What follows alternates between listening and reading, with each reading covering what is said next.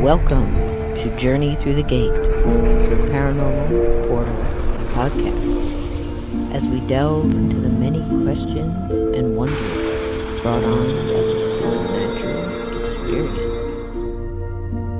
What's on the other side of the gate? Let's find out together.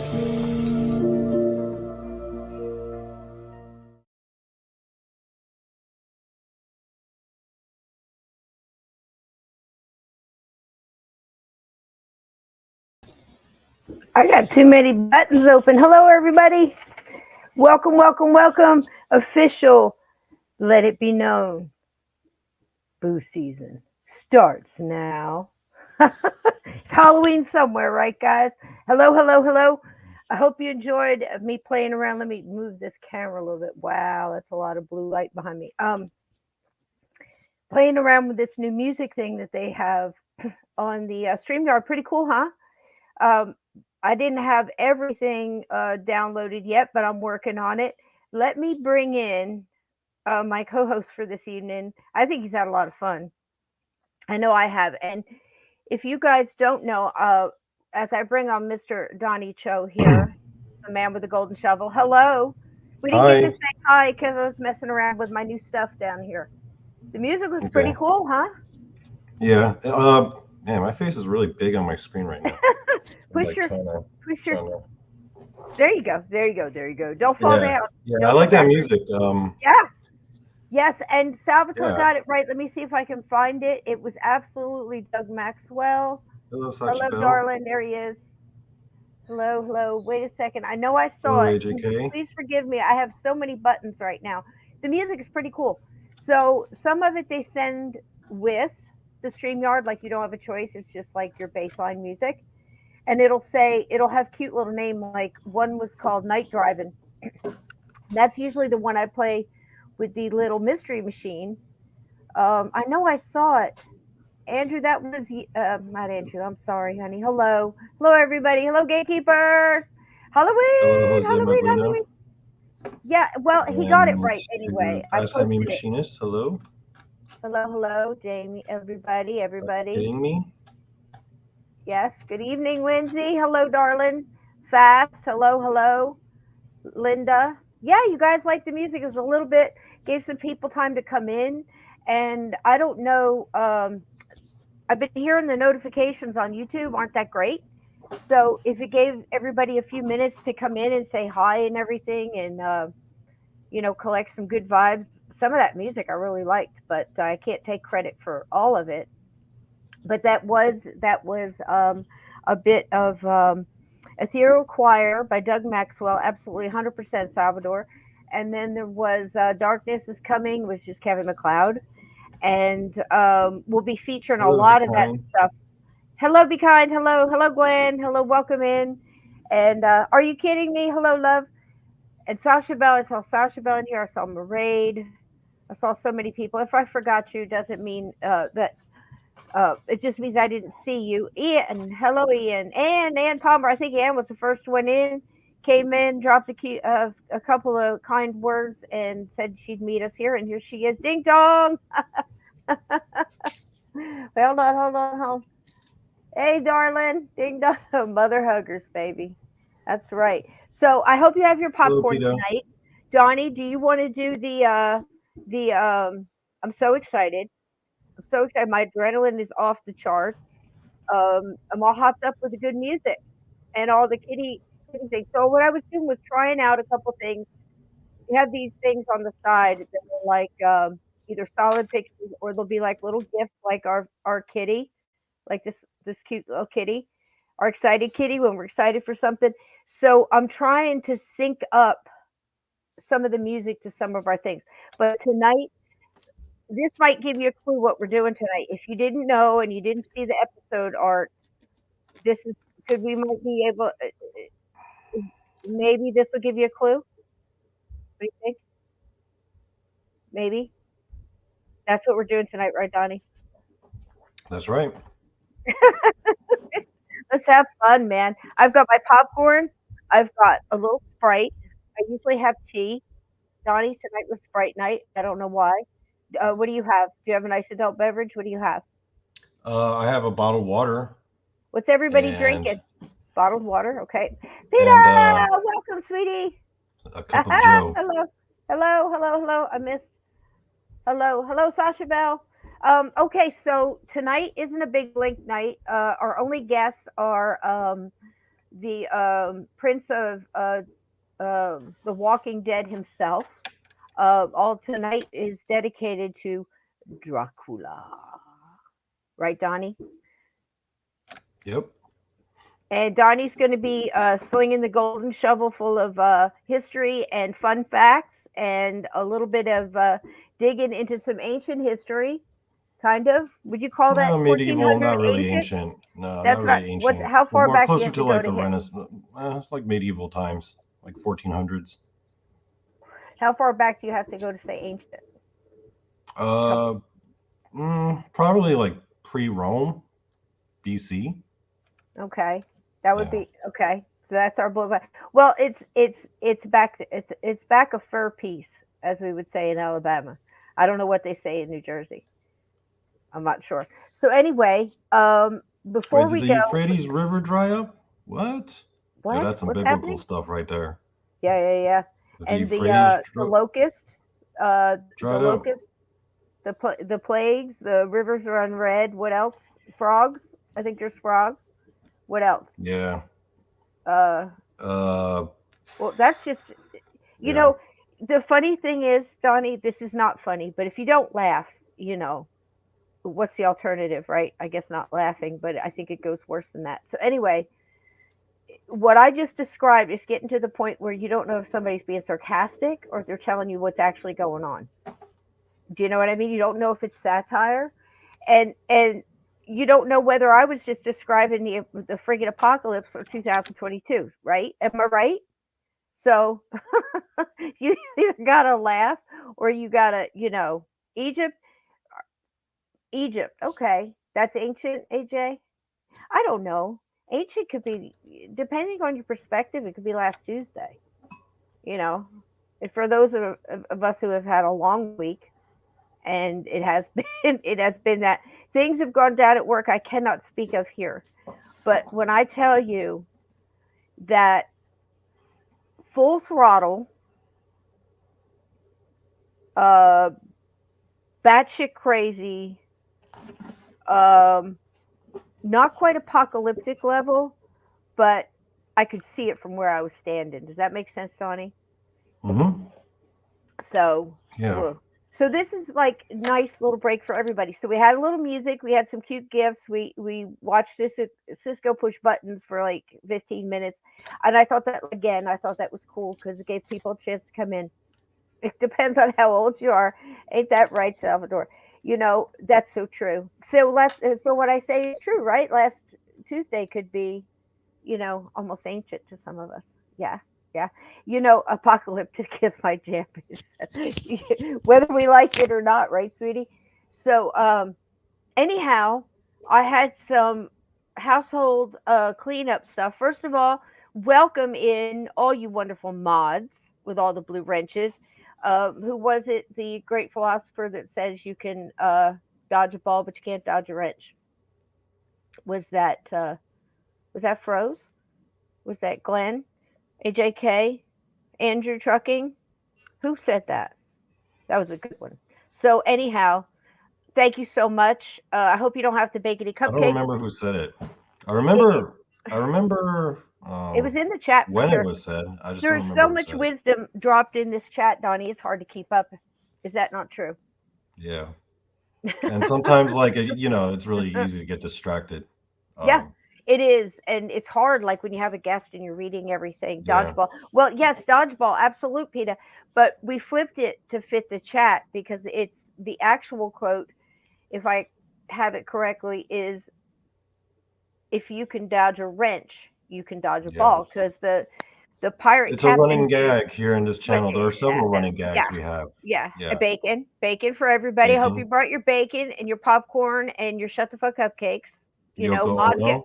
mods with wrench.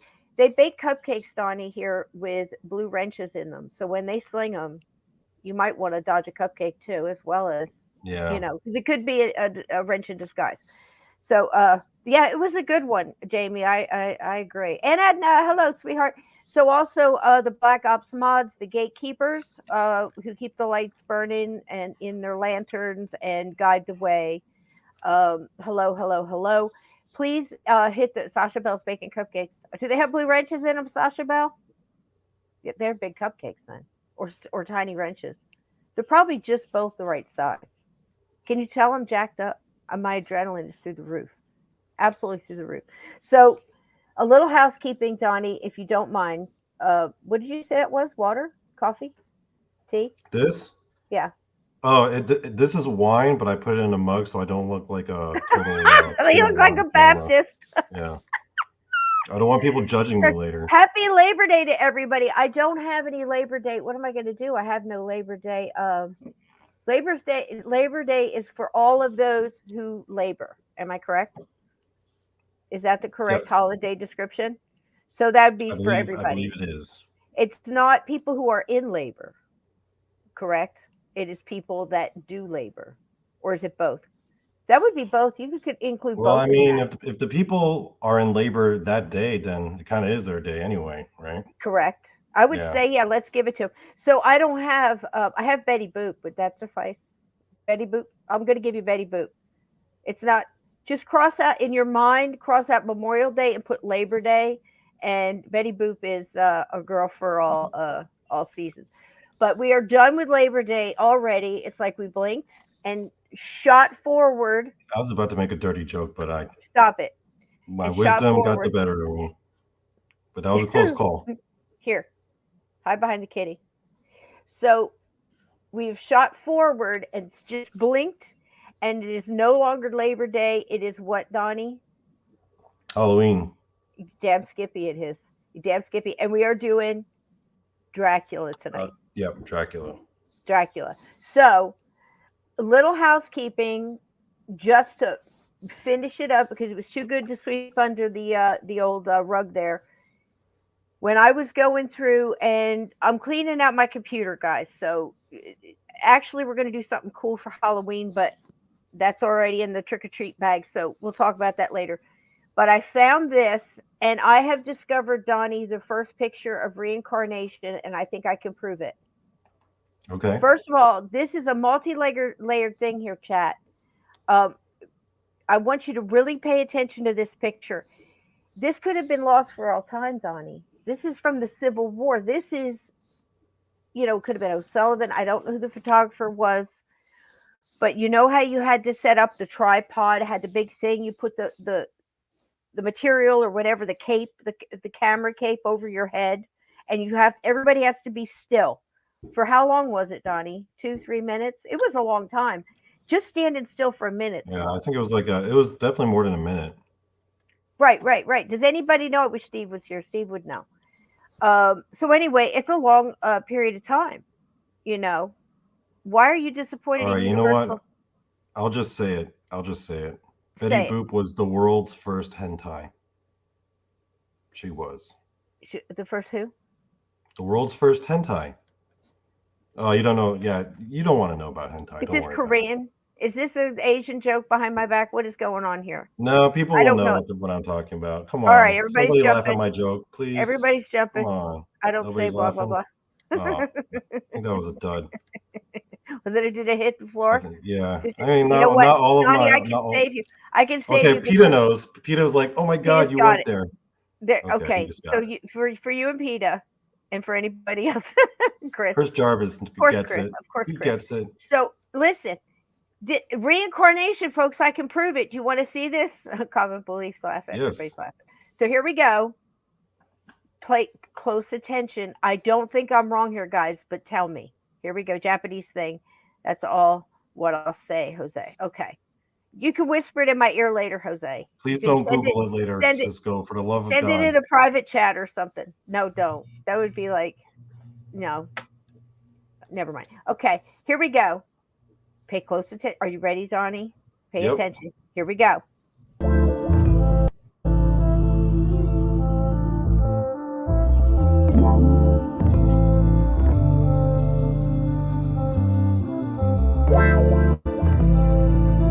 Look at this guy, dude.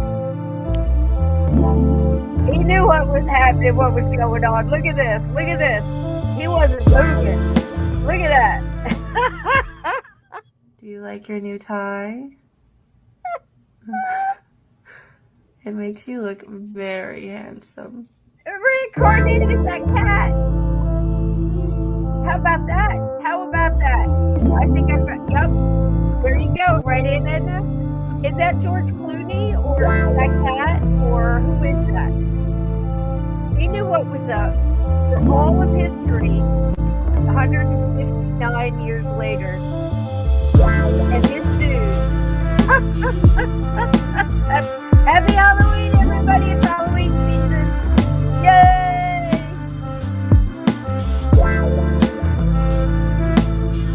Starts right now. Hey, Ted. All the way through to Halloween. Hello, Big Cole. Over multi-channels in some cases, Donnie. Man, that one caught me off guard, Cisco. I'm not gonna lie.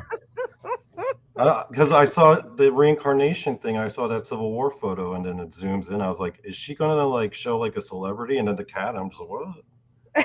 Where did the cat come from?" I swear to God, he was that cat, dude. Yeah. Or possibly George Clooney. Or, hey Sue, welcome in. He was just too good looking. You know, if John Wilkes Booth had met this guy, he would have just hung it up. I think so. I don't know. But mic drop. Yep.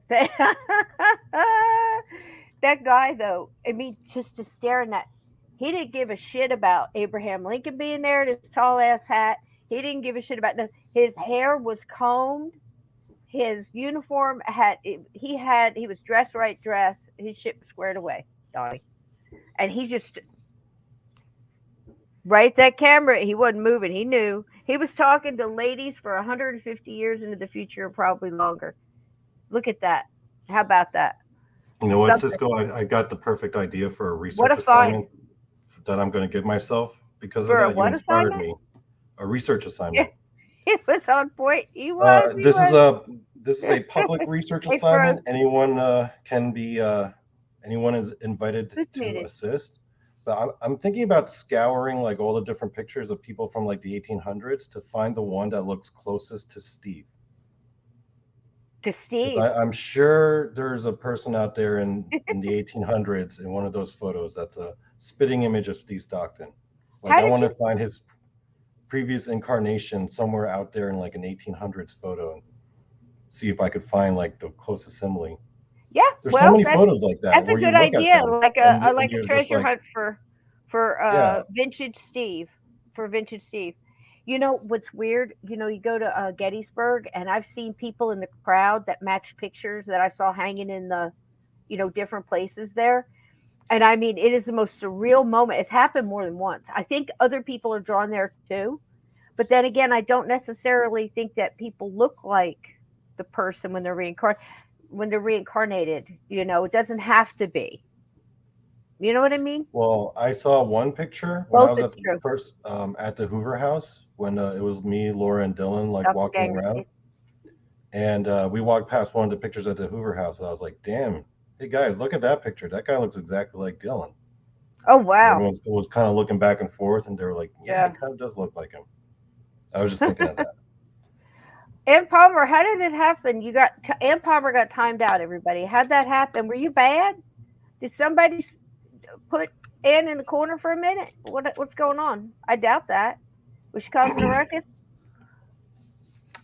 Either owner or mod. Well, I'm sure it was an accident. It could have been me when I picked up my phone too, Ann. I apologize if that was me, but I have no recollection. I might have had a jumper, Donnie. I could have been jumped. Somebody started timing people out, then jumped back out again. I think you would have noticed. Would we have noticed? I don't know. But I anyhow, think maybe it was a ghost that did it. it could That's just be. my theory. That's But just I my theory. certainly didn't do it on purpose. She did nothing wrong. I think it was a ghost. I think it was a ghost in the machine. I believe that. It was totally by accident, I'm sure. Anyhow, everybody check on that. I'm pretty sure I did try to make, yeah, my phone's doing weird stuff. It's probably me on my phone. It could be. But anyway, everybody mods keep an eye out and let me know if something else like that happens. I'll try not to touch my phone and maybe I won't do it again if it was me. And welcome in everybody that's in now. Um, so tonight I wanted to kind of set the mood with this short little vid, Don. Is that cool if we do it? Yoko Yes, did it. please. Yes, please. I'm Freaking looking forward to Yoko, it. man. I swear. You know, have we not had enough? Have we not had enough? Howdy, Hello, Sheriff. Sheriff Hey, Buford. Sheriff Buford, welcome in. Let me tell you something. Sheriff is over there cooking some serious, serious food. He's barbecuing. He's making Salisbury steaks. He's doing all kind of recipes and some Civil War stuff thrown in there too. And if I'm not mistaken, lives in near the beautiful Harper's Ferry. Is that am I recalling that correct, Donnie? That's some Yeah, beautiful. yeah. I bet you it's getting pretty right now. All those leaves starting to change and everything. Wow. Gosh, I'm so jealous. Welcome in, Sheriff. Welcome in. I hope we get to go out there and see it soon. I don't know. We got to do something for Halloween. Sleepy Hollow or, you know, something fall. Go leaf peeping or something, right? My favorite Said time of yes. year. Yeah. Yeah. But, hey, Big Cole, welcome in. So here we go. I've got this little, just a little to wet your whistle here with Dracula. Something you can sink your fangs into. Okay, here we go, Donnie.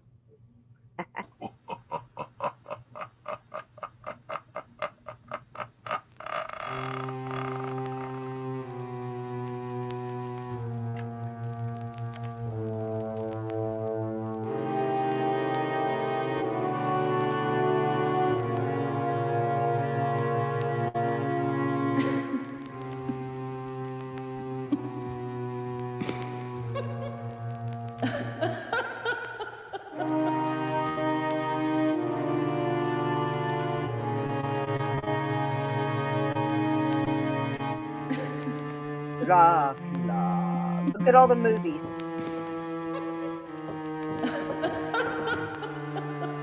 This is just a fraction, Donnie, throughout time.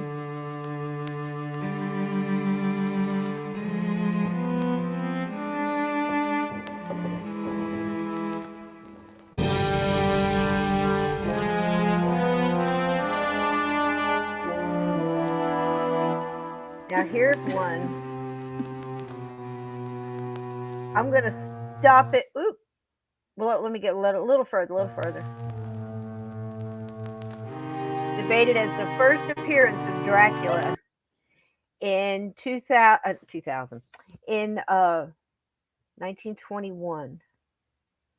Right? Yeah. So I wanted to tell you a little bit about this. Had you ever heard of this one, Donnie?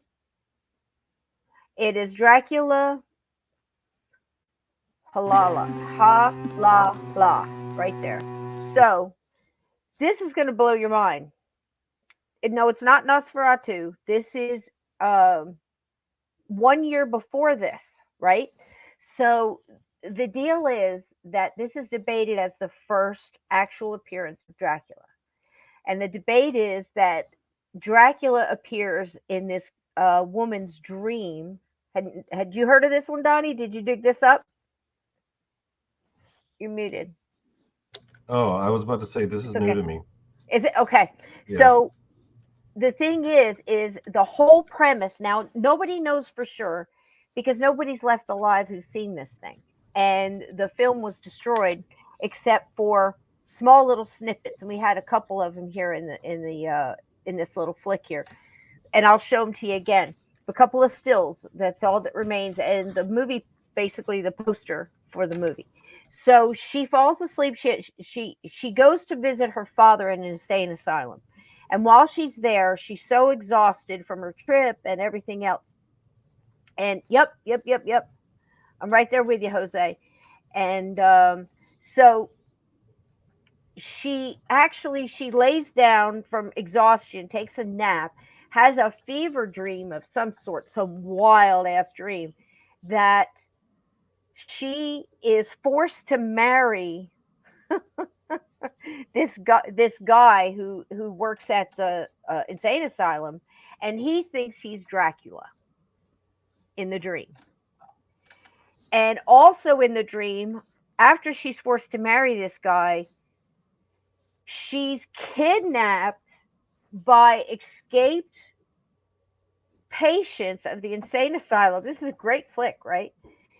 And they take her into one of these examination rooms, and because they've had all these horrible experiments done to them, they attack her and want to do this horrible experiment to her eyes. And it has something to do with, doing something to her eyes, sticking needles in them or some kind of garbage. I don't know. Again, we don't know because nobody alive has seen this thing, right? So she basically she she gets away from, she escapes, goes in another room, stays in this insane asylum, and goes to sleep again, and then just dreams of the Dracula character. And in the dream, he's the real deal, and he's been causing all these dreams through hypnotics and hallucination projecting and other things that this guy just made up. So this is the premise of the movie. Of course, it was destroyed, and it has been controversial ever since, supposedly in the Dracula community, because not only is it not here to be seen, a torn up, dog-eared, worn out semi script was saved where we can get most of the story from.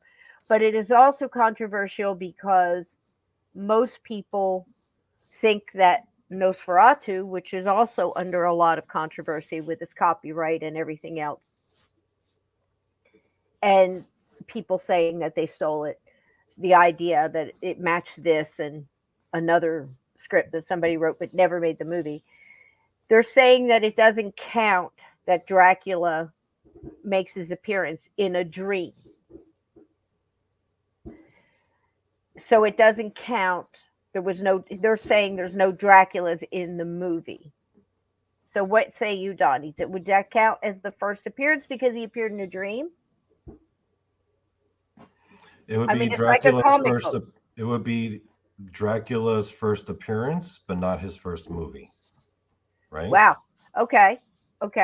Quite possibly.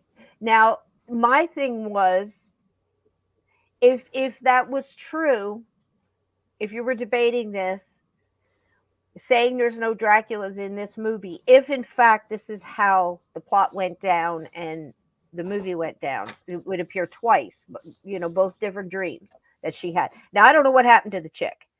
Anybody that's dumb enough to fall asleep in an insane asylum, get kidnapped by escaped patients, and they want to stick needles in your eyes, and then she escapes that and then just stays there overnight and goes back to sleep again, had come in what she got. You know what I mean? I mean, honest to God, I hate to say that because Lord knows.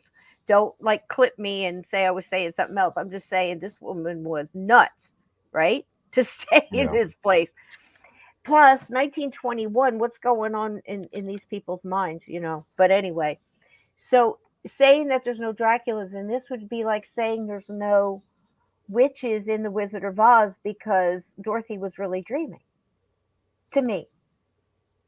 And how many other dream sequence, movies could you bring up that's the same? I don't know how you guys see it, and quite honestly, I don't know where they're having these debates and these fights. Are they meeting once a year? I don't know what's going on there. I didn't realize the community was so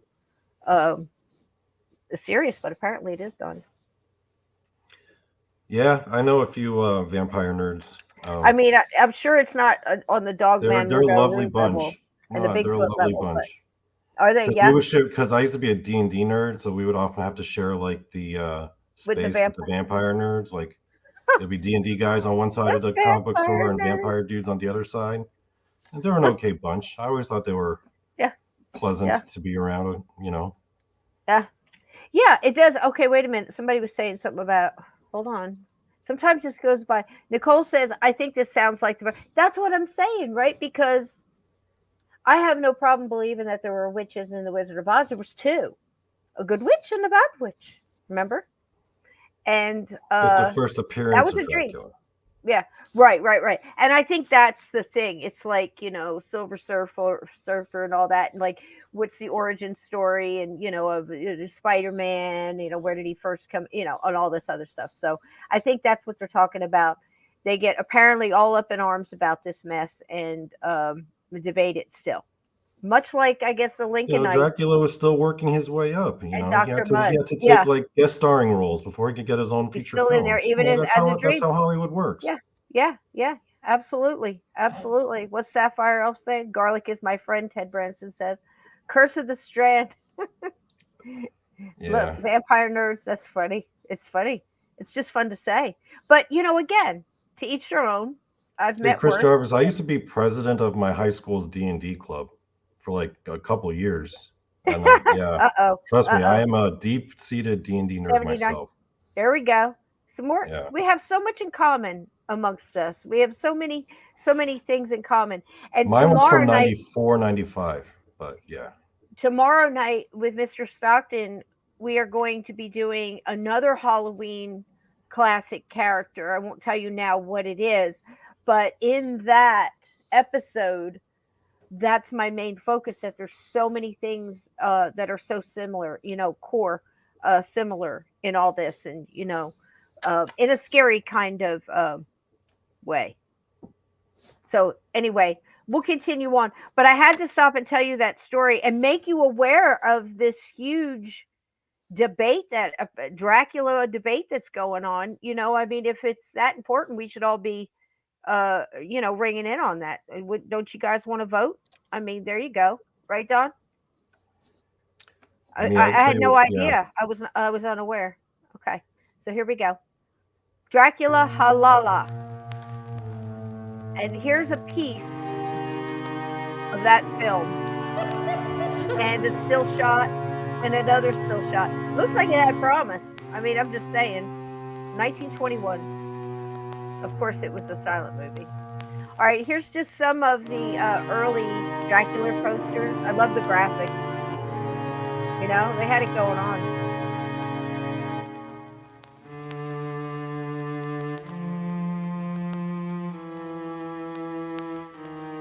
The graphics are just great. They always make good decorations. Just put them in a nice frame and put it all around the room. I've always liked that. Old movie posters. They don't necessarily have to be Dracula, but tonight they do. All right, now here's my favorite. As you can tell.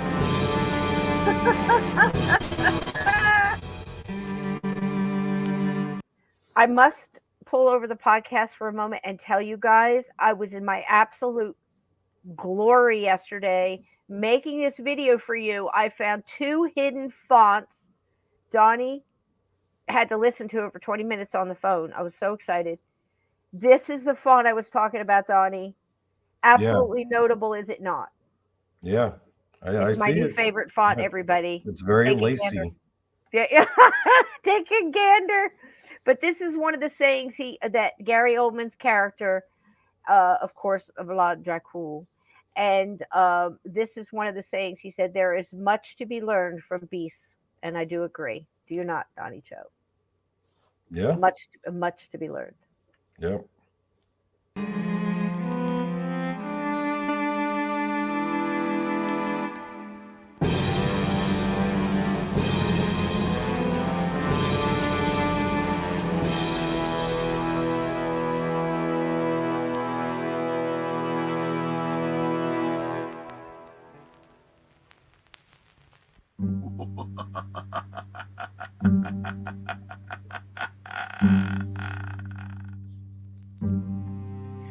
What the hell is she wearing?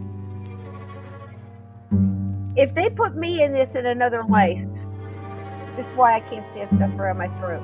Probably hung me too. There's your Nosferatu. 1922. The other half of the debate, Donny Show. Man, this movie must have scared the crap out of people when it first came out. Yep. And here's You another think about one. people have never even seen horror movies before. This one made That a was big one of my splash. personal favorites. That's Yeah. my personal favorite vampire movie. You know, it's not bad. I just have a Tom Cruise thing. I just, the rest of it was not bad. I thought it was well written. And of course the fave. Everybody's Dracula, I think. Which one's your favorite, guys? Look at that font, Donnie. Oh my god. Oh my god. So awesome. So awesome. Made my damn day. So creepy. There they are. Two of the very, very best. Yeah, Tom Cruise, Abominate. Yeah. I mean, so many people could have done that part, right? But Gary Oldman, man, he owns this. Owns it. Absolutely owns it. Look at that font, Donnie. Would it be overkill if you did all caps so you could get the lace effect over every letter? Over all of it, it's hard. That might be overkill. Yeah. Yeah, that would be Because overkill, right? it would be so much you couldn't see. I don't know. I'm not done messing around with it. Yeah, I don't know, and Edna, but I like the flick. I thought the little girl was creepy. Some of it I thought was kind of pushed and overdone, but in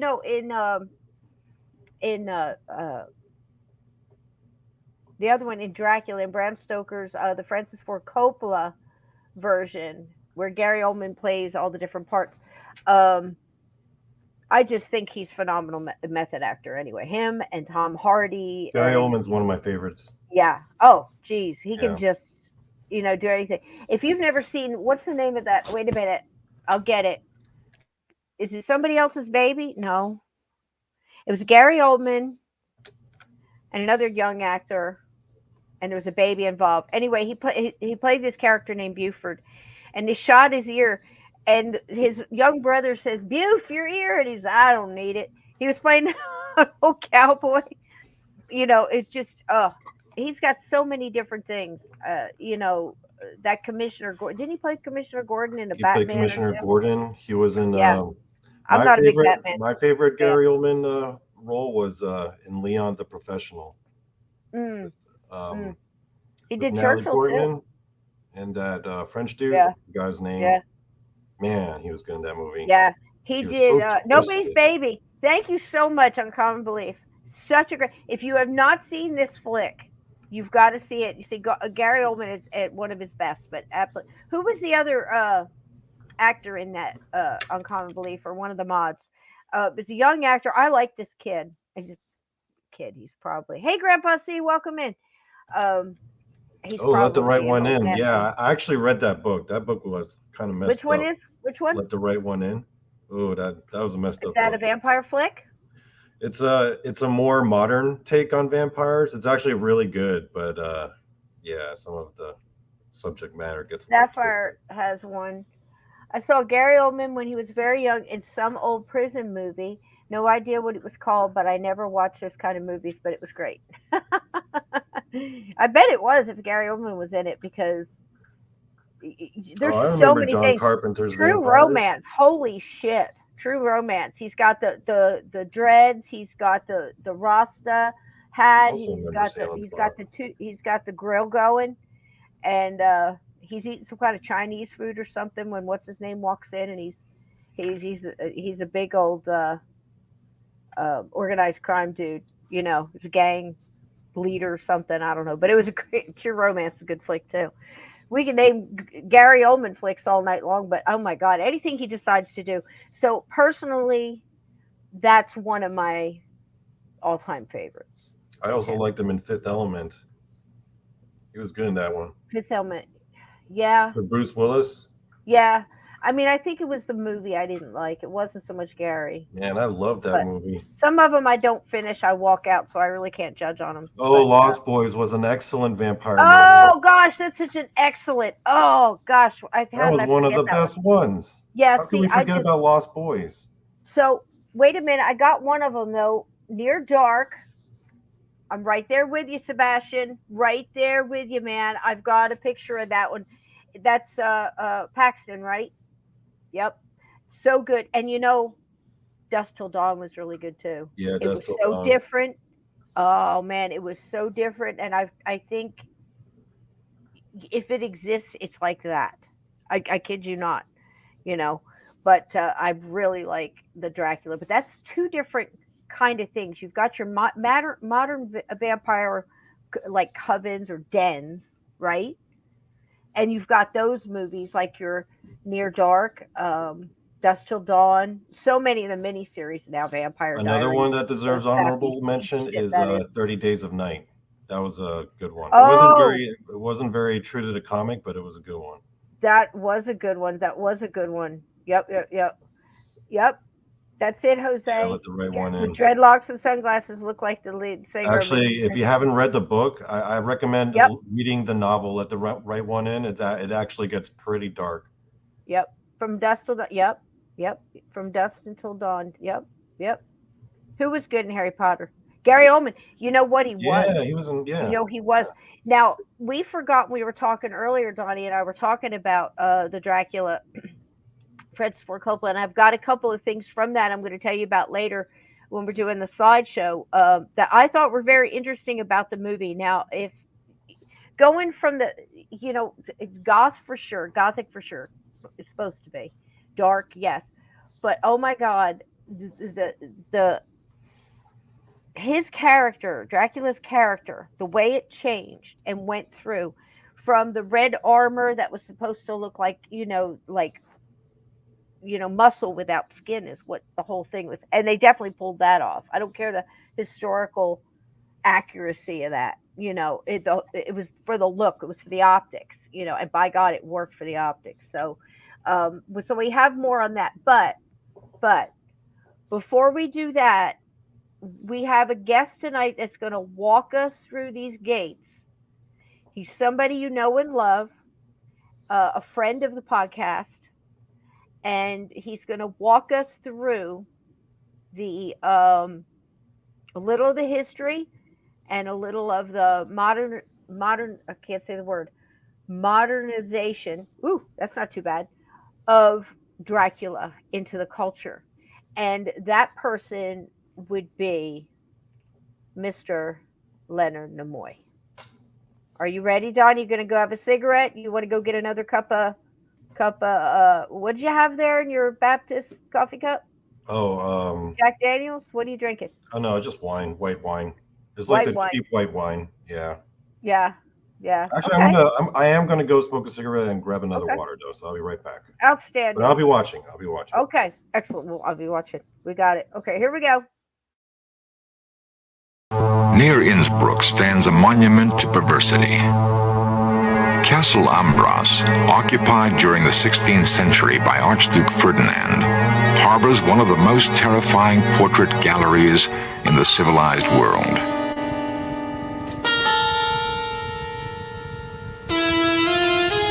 Painted from life, these grotesqueries reflect the offbeat tastes of the collector. In this gallery of the bizarre are images of those maimed in battle or deformed by nature.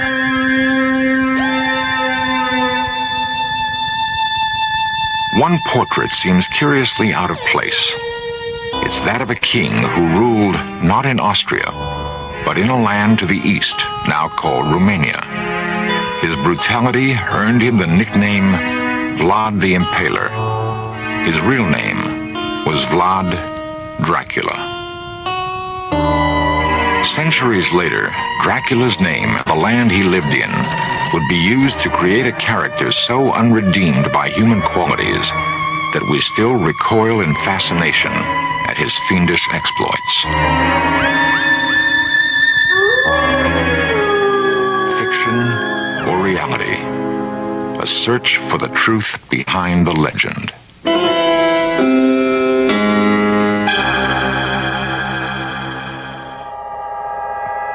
Horror has a special fascination for many, and filmmakers have done their best to exploit that fascination. Audiences have come to know Dracula well. They've seen him portrayed on the screen for more than 50 years. There's the black cape, the jutting canine teeth, the demonic eyes and nocturnal lust for blood. But what of the truth behind the legend?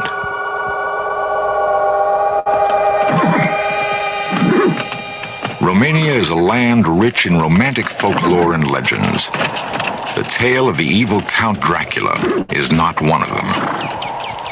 The rugged mountains and hidden valleys breed their own mythology. Called Romania's Olympus, Mount Ceflau rises nearly 6,000 feet in the Carpathian Mountains. In pre-Christian times, it was believed to be the home of the gods. Each year, even now, on the first Sunday of August, a pagan ritual is reenacted. Thousands gather by torchlight on Ceflau's shadowy summit to celebrate friendship and love and the renewal of life. During the rest of the year, Ceflau yields its mysteries to few men.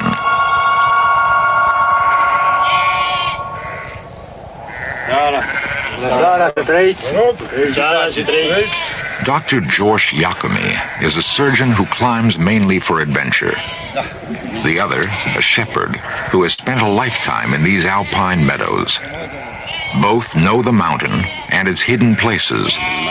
Both respect its awesome symbolic power.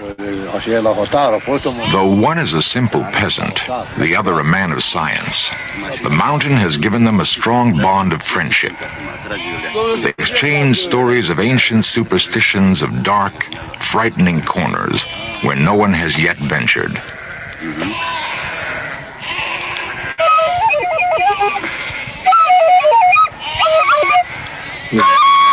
The music seems to recall a distant time in these mountains when ghosts inhabited Ceflau.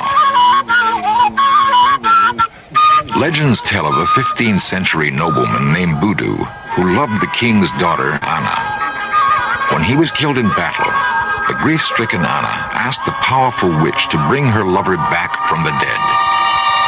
The witch raised Budu from his grave, but as a ghost.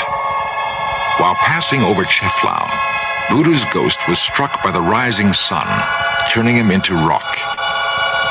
Till this day, on Ceflau's brooding summit, there is a stone megalith known as Budu's Tower.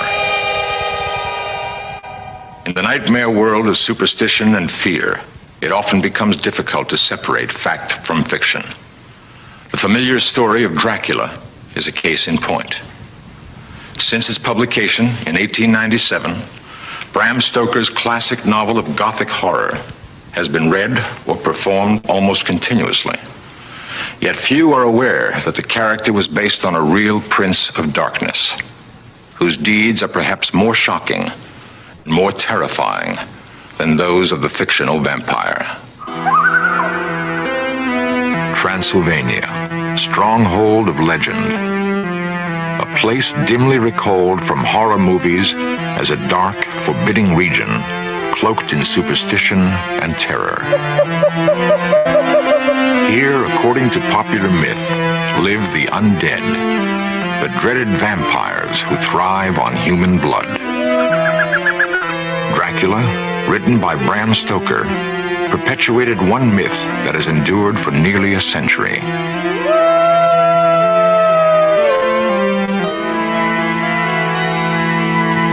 Along Transylvania's southern perimeter stands Castle Braun.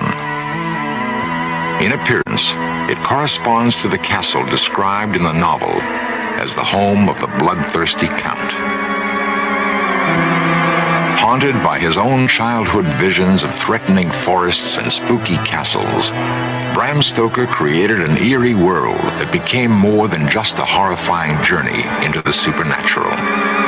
It was also a parable of Victorian repression.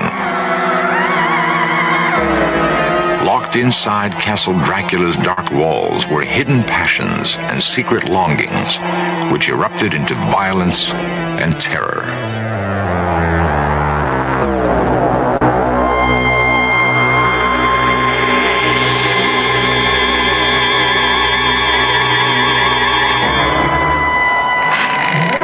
The German modern film classic Nosferatu comes closer to capturing the mood of the original novel than the later interpretation of Bela Lugosi. In the book, the hero Jonathan Harker describes his first encounter with Dracula. Holding out his hand, he grasped mine with a strength which made me wince, an effect which was not lessened by the fact that it seemed as cold as ice. Taking Transylvania, a remote place he'd heard of but never seen, as his setting, Stoker evoked chilling images of the living dead.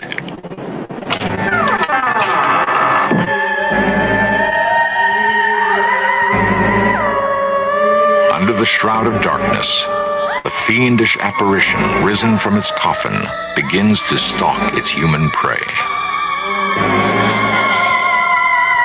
The nightmare becomes reality. The unknown clutches at our throats.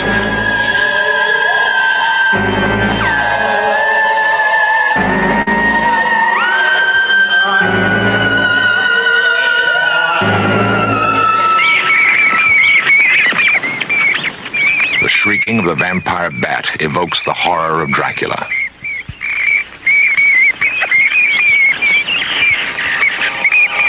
Night-flying hunters, they prey mainly on cattle. But one strange fact stands out.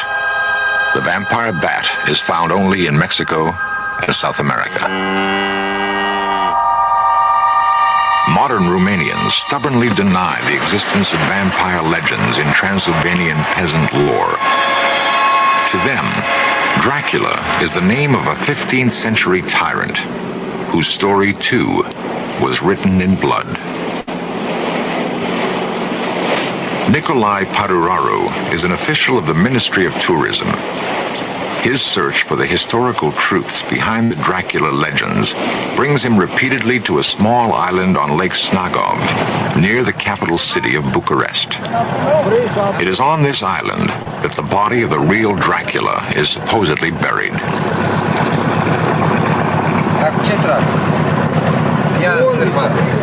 Nicolae knows the island's history and its few inhabitants intimately. A product of Romania's socialist present, he is fascinated by his nation's turbulent past.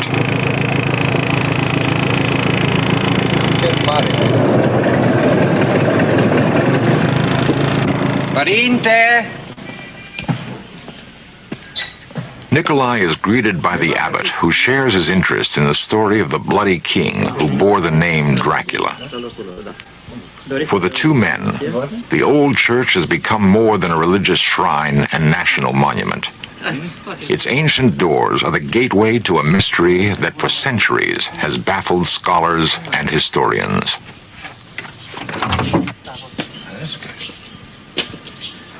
Superstitious romantics have speculated that any robber entering the church would be met by Dracula's ghost, rising in vengeance from its grave. And this, they say, is why he lies buried just inside the door. A more logical explanation was forwarded by archaeologist Dino Rossetti, who uncovered the burial site in the early 30s. The decapitated body was placed in an unmarked grave to prevent vandalism. Saints and kings have begun to fade silently from Snagov's walls. The monastery enjoyed the protection of Vlad Dracula during the 15th century. But when one of the priests dared challenge the king's decisions, he was put to death, slowly and painfully. The torturous method of execution favored by the king was so barbarous, his own countrymen branded him Vlad the Impaler. In Romanian, Vlad Țepeș.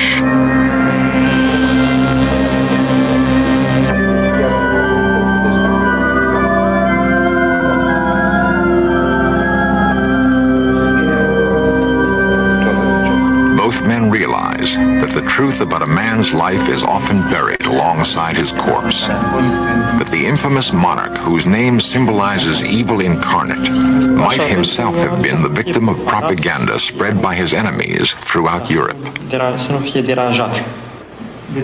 Seeking the truth can become an exciting adventure, And so a search begins. It will unravel some of the mysteries which surround the life of a king they called Dracula, son of the devil.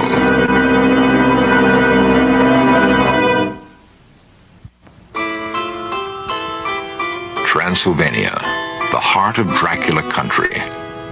Transylvania spreads across northwestern Romania in an unbroken chain of fertile hills and sunlit valleys. Here, the princes of Wallachia sought refuge from fierce Muslim warriors who burned their villages, raped their land, and punished captives by mercilessly driving stakes through their bodies.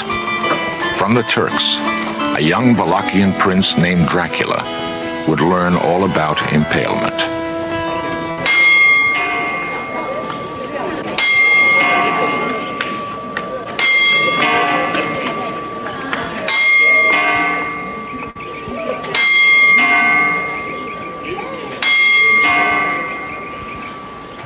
Like an image from an old fairy tale, the town of Sigishora slumbers peacefully along the gentle slopes of the Transylvanian highlands. Unchanged since the Middle Ages, Sigishora was once a bastion of Germanic military might and commercial enterprise. In this house, in 1431, a son was born to the fearsome Prince Vlad Dracula, the dragon. The boy was called Dracula, son of the dragon.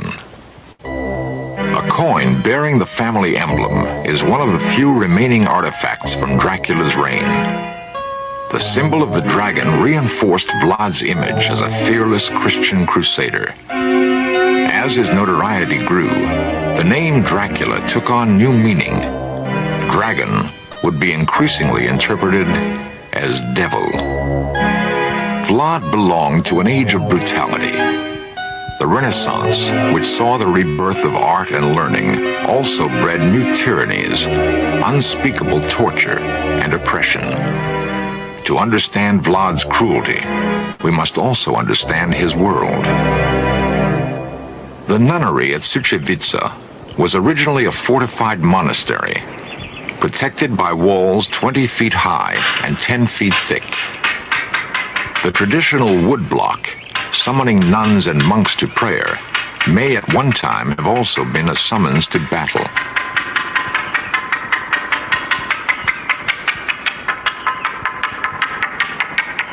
For the monasteries of Romania were more than strongholds of the Christian faith. They were part of a formidable defense perimeter to ward off invaders. It's likely that the young Dracula looked out from the battlements of such a monastery, watching men die in the brutal spectacle of war.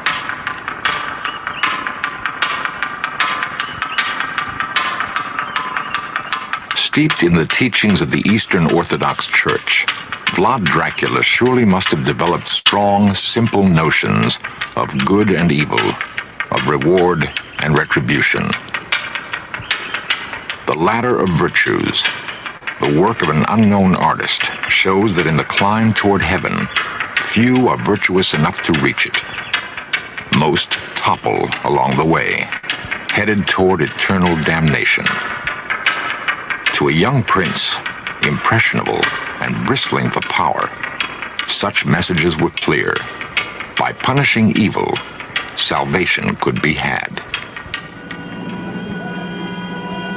Until the 16th century, Suceava was the capital of the province of Moldavia. Here, Vlad Dracula fled, deposed after briefly assuming the throne of Wallachia at the age of 17. This was the beginning of his second exile. The first time, he'd been sent as a hostage to the Turkish court by his father, a guarantee against war with the Sultan.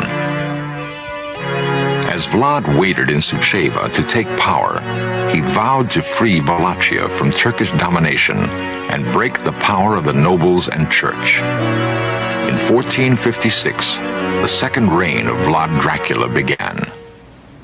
The greatest threat to his power centered in the German towns of southern Transylvania. Of these, Brasov was the largest. Convinced that her powerful merchants were conspiring with his enemies, Furious at the defiance of his trade restrictions, Vlad launched a series of punitive raids against Brasov and neighboring towns, taking a terrible toll of their citizens. How many perished by his command, no one can say. That slow, torturous death by impalement was excessively barbaric, no one can deny. Yet since the only written accounts from that time come from Germany, it's conceivable the atrocity reports were exaggerated. Not so the massacre at Tirgovishte, Vlad's capital. During his successful campaign against the Turks, he impaled thousands of enemy soldiers outside the city gates to frighten the invaders. He would be known now for all time as Vlad the Impaler. Viewed through the filter of time, another side to Vlad's character emerges. His bold strategies won the admiration of his Turkish opponents, who also regarded him as just and honest. On the threshold of victory, he was betrayed by his younger brother Radu and forced into political captivity in Hungary. After 12 years, Vlad was restored to the throne by his cousin Stephen the Great. Faces from the present. A few among the 1.5 million who live in Bucharest, Romania's bustling capital. In their city, Vlad the Impaler made his last stand. Not far from the center of Bucharest, with its huge outdoor markets, are archaeological remnants of its past. Layers of history, stripped away, reveal fortifications dating back to the 13th century.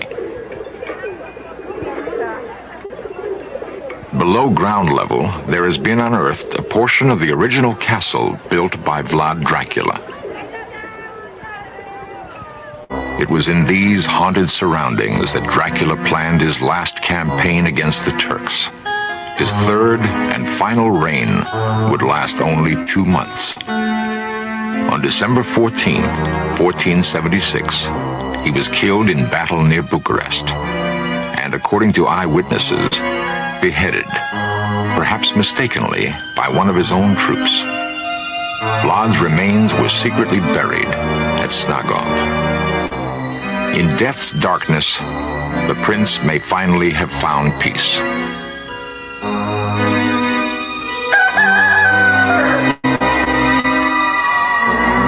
If some light has been shed on the truth during this search for Dracula, it doesn't mean that belief in vampires will be dispelled.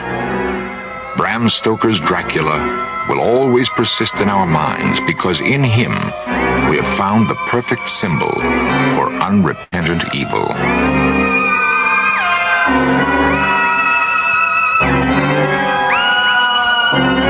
In Nosferatu, Dracula is destroyed by the daylight, dissolving in a puff of smoke. But many would prefer to feel he can still be found, lurking somewhere in the mist-shrouded mountains of Transylvania.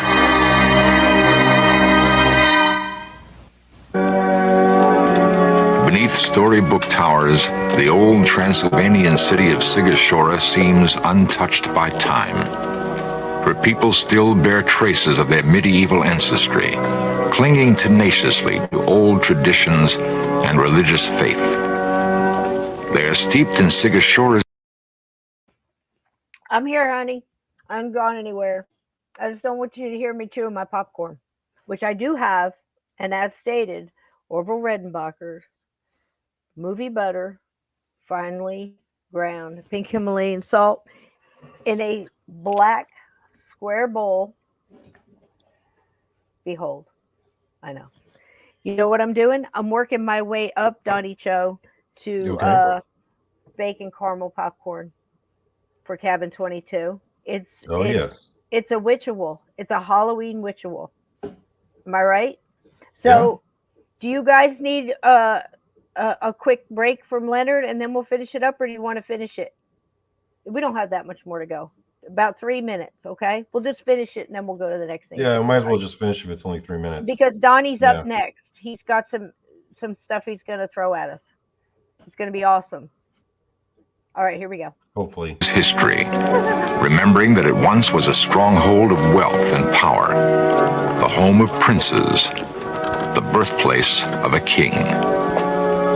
Vlad Dracula belongs to their heritage, Stoker's vampire to our imaginations.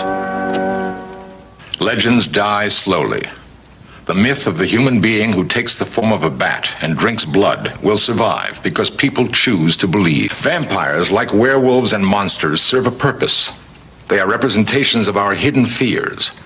By conquering these nightmare creatures, we purge ourselves of our darkest thoughts, and in so doing, reclaim the human spirit.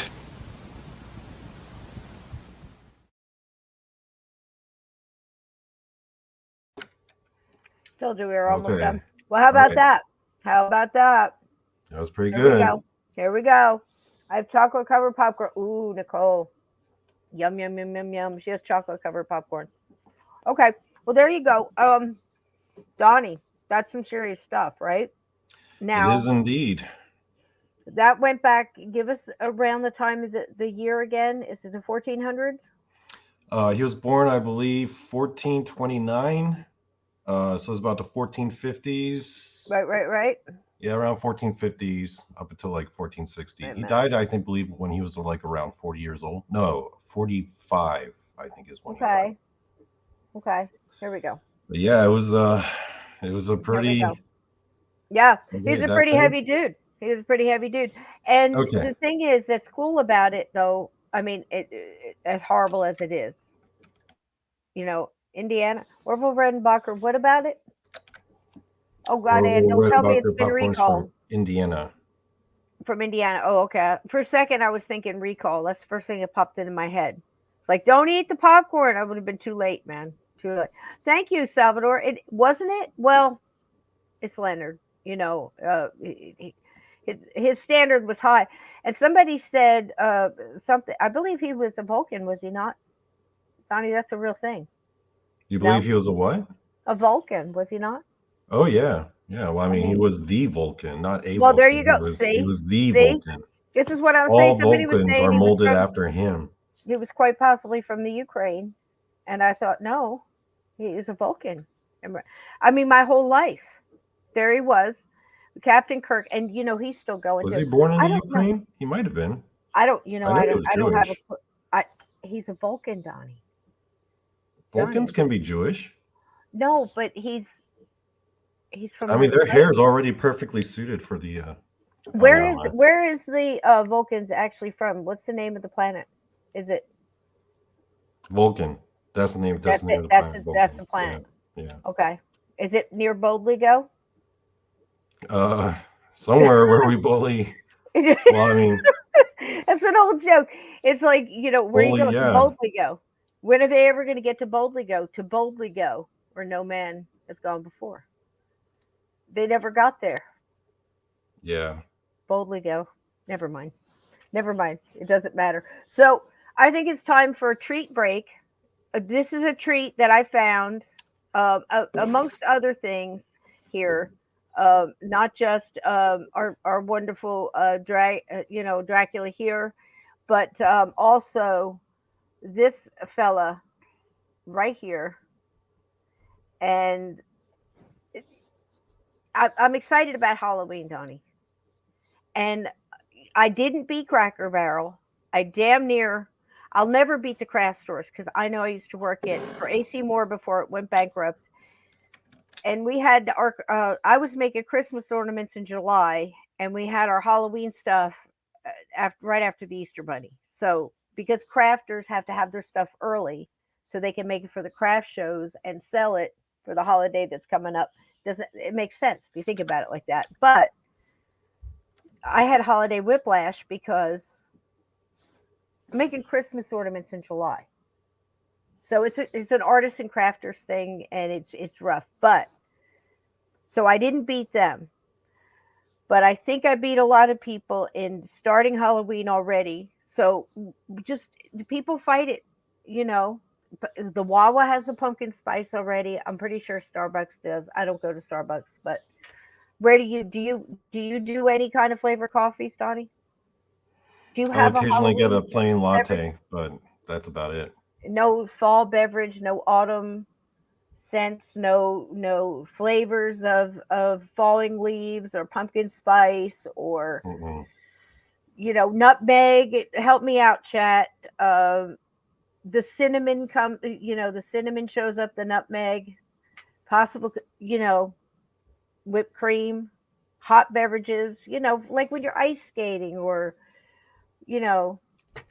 walking the dog in the winter. You don't have the only thing hot I do beverage? differently, depending on like the time of the year, is that in the summertime I'll have like snow cones, but that's about it. Snow cones in the fall, Donnie. In the summertime.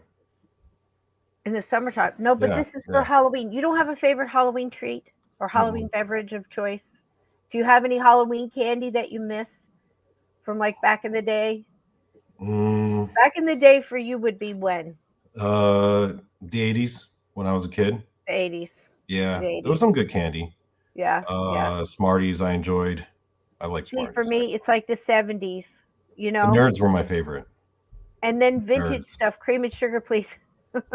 Nope, I drink my coffee black. Unpolluted, pure, unadulterated coffee. I really like black silk and stuff like that. But that's why I don't go to Starbucks because they don't have coffee flavored coffee. But Korean people do that a lot. What, just black coffee? No, like having certain dishes at certain like seasons or times of the years. Boston Lager, Glenn. They have like seasonal this and that. Patriot beer. I'm just like, man. Hell yeah. Everything pumpkin spice. I saw some things last year, Vixen Doe. I think it was last year. I've never had a pumpkin spice. I was absolutely shocked. I'm sorry, I didn't mean to do it that fast. Absolutely shocked of the things I saw that were pumpkin spice flavored. Let's just leave it at that. Or scented, which is just a weird word if you have to say it live on streaming on the YouTubes, on the inner tubes. Good Lord, Donnie. Some of the things we've said on the inner tubes, all for all posterity, for all, for any and all to hear some of this shit. It's pumpkin spice. Am I the only one here who's never had anything pumpkin spice before? I feel like I'm the only one. No, I have never had that. You've never had it either, right? Glenn, and nor will I. A monkey poop. There's all kinds of different coffees that these elite nut jobs drink. I believe it's cat poop, actually. They also eat like live octopus and things like that. Yeah, they do that in Korea. You don't swallow it, right? Do that one time. It'll kill you. Oh my God! Stop! Yeah. Oh God! This podcast just took a hard left. So what I'm going to do is bring us back, possibly a little of the '60s, a little '70s, maybe some '80s thrown in there, Donnie, for your nostalgia. But snacks and tasty treats and Halloween memories that I found digging around. It was the bottom of the treat bag. I was cleaning out my computer, so I thought I would show it to you from last year. And why not? Because it's Halloween. Here we go. It's real quick.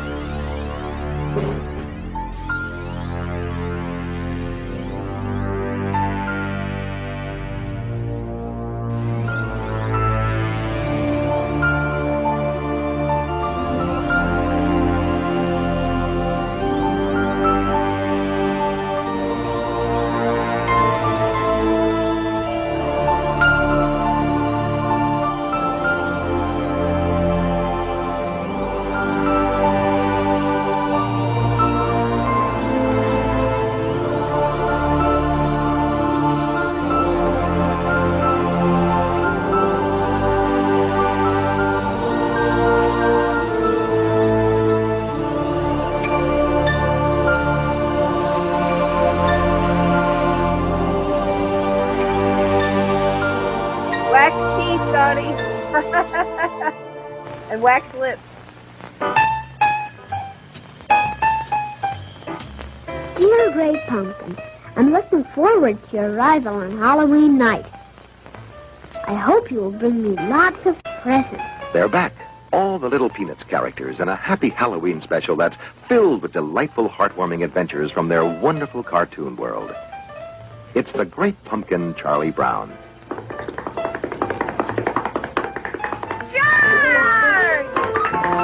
And here's Linus to tell you more about it. On Halloween night, the great pumpkin rises out of his pumpkin patch and flies through the air with his bag of toys for all the children. While Linus waits for the Great Pumpkin, ghosts and goblins, witches and owls make the scene, with Charlie Brown and his Peanuts playmates off on a haunting spree that's filled with surprises. It's the Great Pumpkin, Charlie Brown, in color.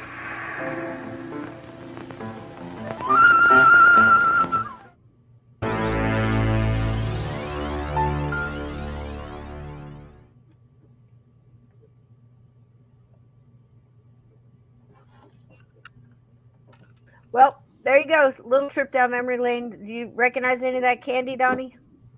Yeah. I don't know if I remember that Charlie Brown cartoon. I was like, did I see that? You've remember. never seen the Great Pumpkin? Okay, that's it. I was really young. Donnie's remember got to Charlie Brown. watch the Great Pumpkin, and you have to have something pumpkin spice while you do it. Something. Choose something. You could have pumpkin. You could have a cupcake. You could have a hot I beverage. like pumpkin pie. I don't understand That's why what I can only pumpkin have spice- pumpkin pie one day out of the year. Sometimes I Well, want no. pie. Eat the pumpkin pie, but pumpkin spice is different. That I always doesn't feel count. like I have to like wait 364 days from Thanksgiving to eat pumpkin pie again. Because like after I eat stuffing, Yeah. the day after Thanksgiving, I'm like, oh, bye stuffing. See you next year. Glenn Never watches had her. stuffing in the middle of the year, but it's just I want stuffing sometimes, you know. I think I did too, Glenn. Possibly, if not, darn close. But I remember there was a couple. I remember Rudolph the Red-Nosed Reindeer, but I think that was the one I saw. Oh, I definitely remember Rudolph. The premiere, though. This was on Yeah. on TV. It wasn't live, but it was on TV. If you didn't catch it then, you didn't catch it. And it was on a little black and white TV on a little metal stand in like the rec room of the haunted farmhouse. No shit. In Jackson, New Jersey. Yep. Memories. Pow. Come back. But the Great Pumpkin, I think it was. Anybody know what year that came out? Had to be early 70s, late 60s. I don't know. But Oh yeah, whoever that can was look my it up. time. I wasn't born So, yet. Here is are you ready to tell us what you found out, Donnie? Oh yeah, I'm ready. After all that, I'm are ready to you rock and feeling roll. inspired after all of these Dracula? Do you need Oh, where do you want me to start? Huh? Where do you want me to Do you start? want Should we your start slides? with Well, let me give you a good introduction though. Hold on. Let's Dracula's here. Hold on. Ta-da! Boom. There you go. Here's your slides. You go. Okay. Oof. Man, where do I begin? So on the right, I'm gonna start with the map. That's the map of the world of his nation at the time of his life, right? Is this better for you? The big one? Oh yeah, that's perfect. Okay. So the dark green, that's the Ottoman Empire, a really successful Muslim empire, super successful, and they were about to pretty much overrun Europe, right? So one of the things that I guess it doesn't get mentioned enough is that Vlad the Impaler may have been solely responsible for saving Christianity. So people don't give him credit where credit's due. Like, yeah, he did a lot of brutal, awful stuff, but he lived in a brutal, awful time. I mean, this guy knew nothing but war. From the day he was born to the day he died, it was just war, kill, kill, kill. That was his mentality because everyone was going to war with the other guy. He'd been betrayed by his own family members. He'd been betrayed by his allies. He's had family members like murdered. You know, he was held hostage and had to grow up in enemy hands, although they were technically not enemies at the time. But, you know, they try to make him convert to Islam. He got abused. And then he tries to overthrow his own, like, dad's cousins, like his own second cousin. And by the way, that second cousin murdered his father and his brother. I mean, this guy's life was like a Game of Thrones character. It was just murder. It was just kill, war with this guy from birth to death. And the way he impaled, you know, that was he wasn't the only one who did it, but he grew up. I mean, he had a horrible childhood. Let's face it, and that molds you. You know what I mean? He had a horrible childhood, but also an interesting one in that he got a very good education, like the best education that money can buy. Like the Ottomans, when they held him and his brother Radu, his younger brother, um, they were actually brought up in the court. He actually made friends. His childhood friend would later become the Sultan of the Ottoman Empire. But when they were kids, they would take the same classes together. And he learned like multiple languages. I mean, Vlad the Impaler, he was like actually a very well educated and a very smart dude. Like the guy was a genius too. Like his tactics, I mean, yeah, they were brutal, but guess what? They worked. You know, he got the job done. And Cisco, I think your mic is muted. Yep, sorry about that. Sapphire Elf was saying here that he only impaled people because his army could not defend his borders as a small nation. So the psychological ramifications of blood, Blood eagling people? No, that yeah. was not. He didn't. Well, I haven't heard any Well, instances of blood eagles. I think that's but more necessary of a for defense. I totally get that. Yeah. But the impale, it was the same as putting heads on pikes. Same type of thing with, around your parameters. Definitely a deterrent. You wouldn't. It's not Got necessarily. the job It's not like done. a welcome Yeah. mat. Game of Yeah, Thrones because if it style. weren't for all those Good way terror to put it. tactics, guess what? The Ottomans, they would have. Mhm. Yeah, Son of he Dracula. made. There's an Yeah. argument that could be made that he may have saved Christianity as a whole, like entirely. Everyone is doing it. Yeah, yeah, it's true. It's also the times. It's like crucifying or burning at the stake and all this other the things people did to each other was absolutely hideous. Look at Braveheart. You know, and I mean, I'm not making excuses for the guy. I mean, he was. I've heard even more. Did you get anything about his eating habits? Did you pick up Who? on any of that, Donny? Vlad? Vlad? Not about the eating habits. Because I heard that he, would sit at a big table and, people weren't sure quite what they were eating. People would disappear, and did you hear anything about him and cannibalism or Oh eating yeah, parts? yeah. No, Yeah, yeah, yeah. he would actually force feed people to cannibalize other people as a punishment. Oh my gosh. One of the rules in his kingdom was if a woman was found cheating on her husband or having sex before marriage, Hmm. he would cut off a certain part of her body and force the other guy to eat it. And that's something that he would do.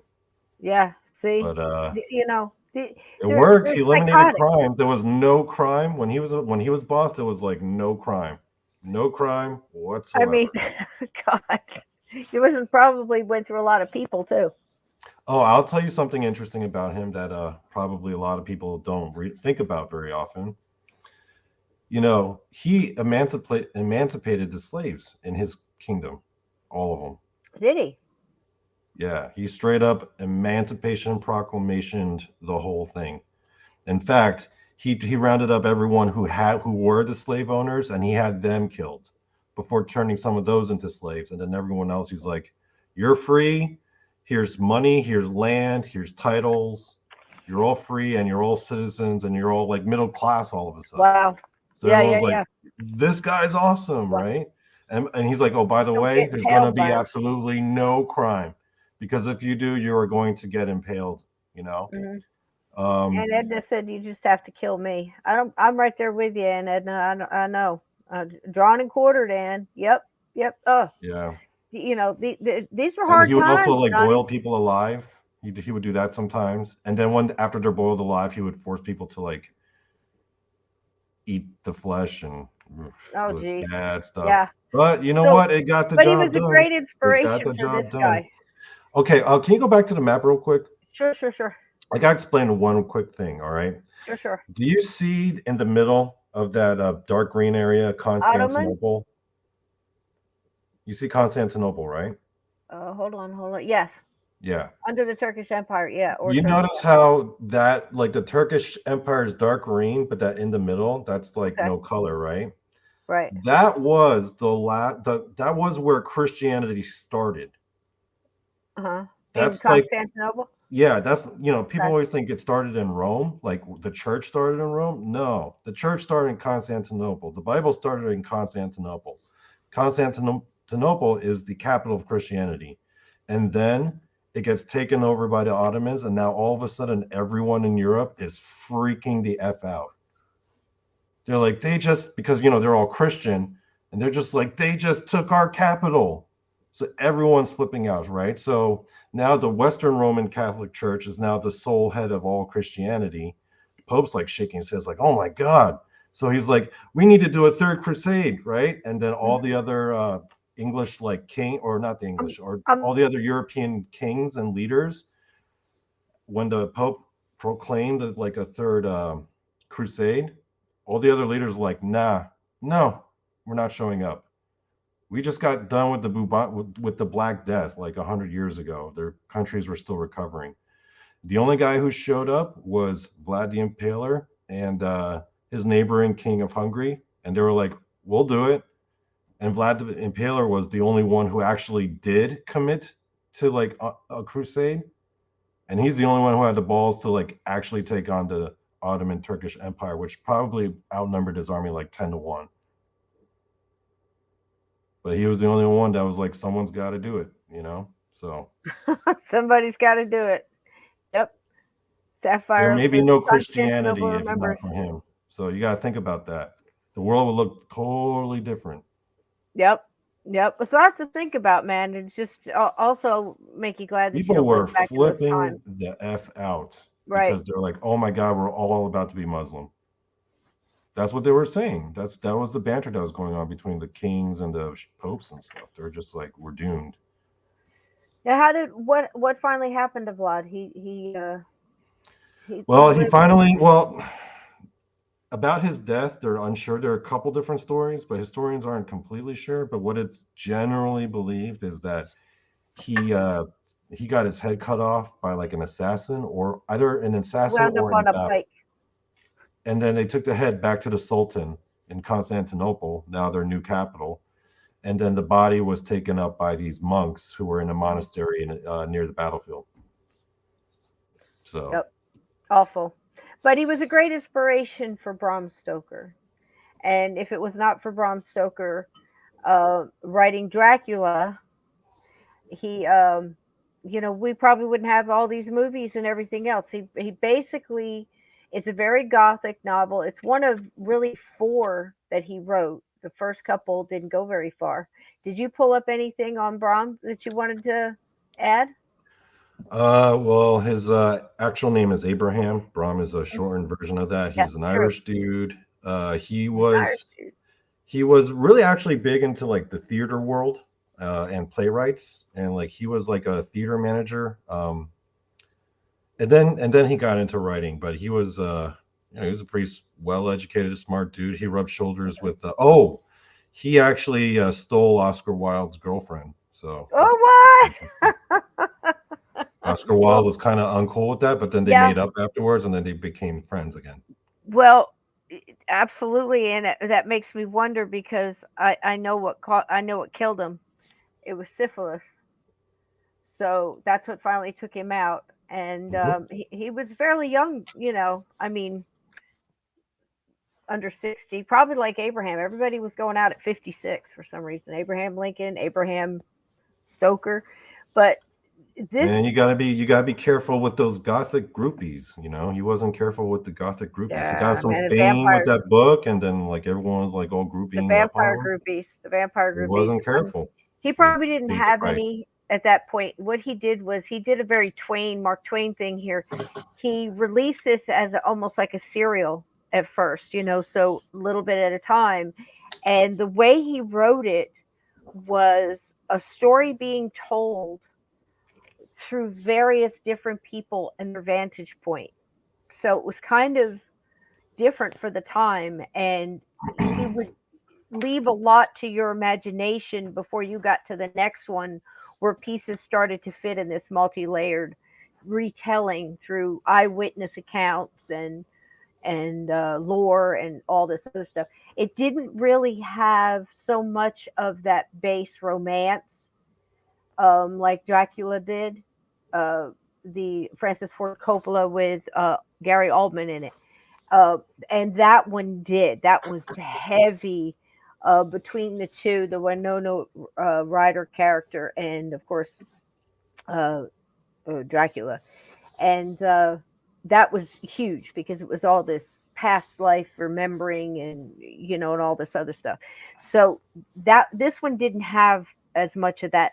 That developed through time. Certain actors throughout these movies very early on. I think it was the third or fourth movie. I cannot remember the name of it, but the character actor that was playing Dracula, again, black and white. I think it was still a silent movie at that time. He put on a coat that looked like a cape, like an old English cape, black cape, and had the widow's peak. He was the first one to have that point, what's called a widow's peak, in his hairline, and that look kind of stuck. And then Boris Karloff and all these other characters come along through the way. So this is where it was born. But Bram Stoker, because of the way it was released, it took a while to get it all together into one printing. Did very well. Second one, it demanded a second printing right away, so it was selling good for the times. Very much like around Charles Dickens and the things he went through to get things published. But it really took off, had a cult following, obviously. This is the actual, what the actual cover of the first printing looked like. And, there's not many of those in existence.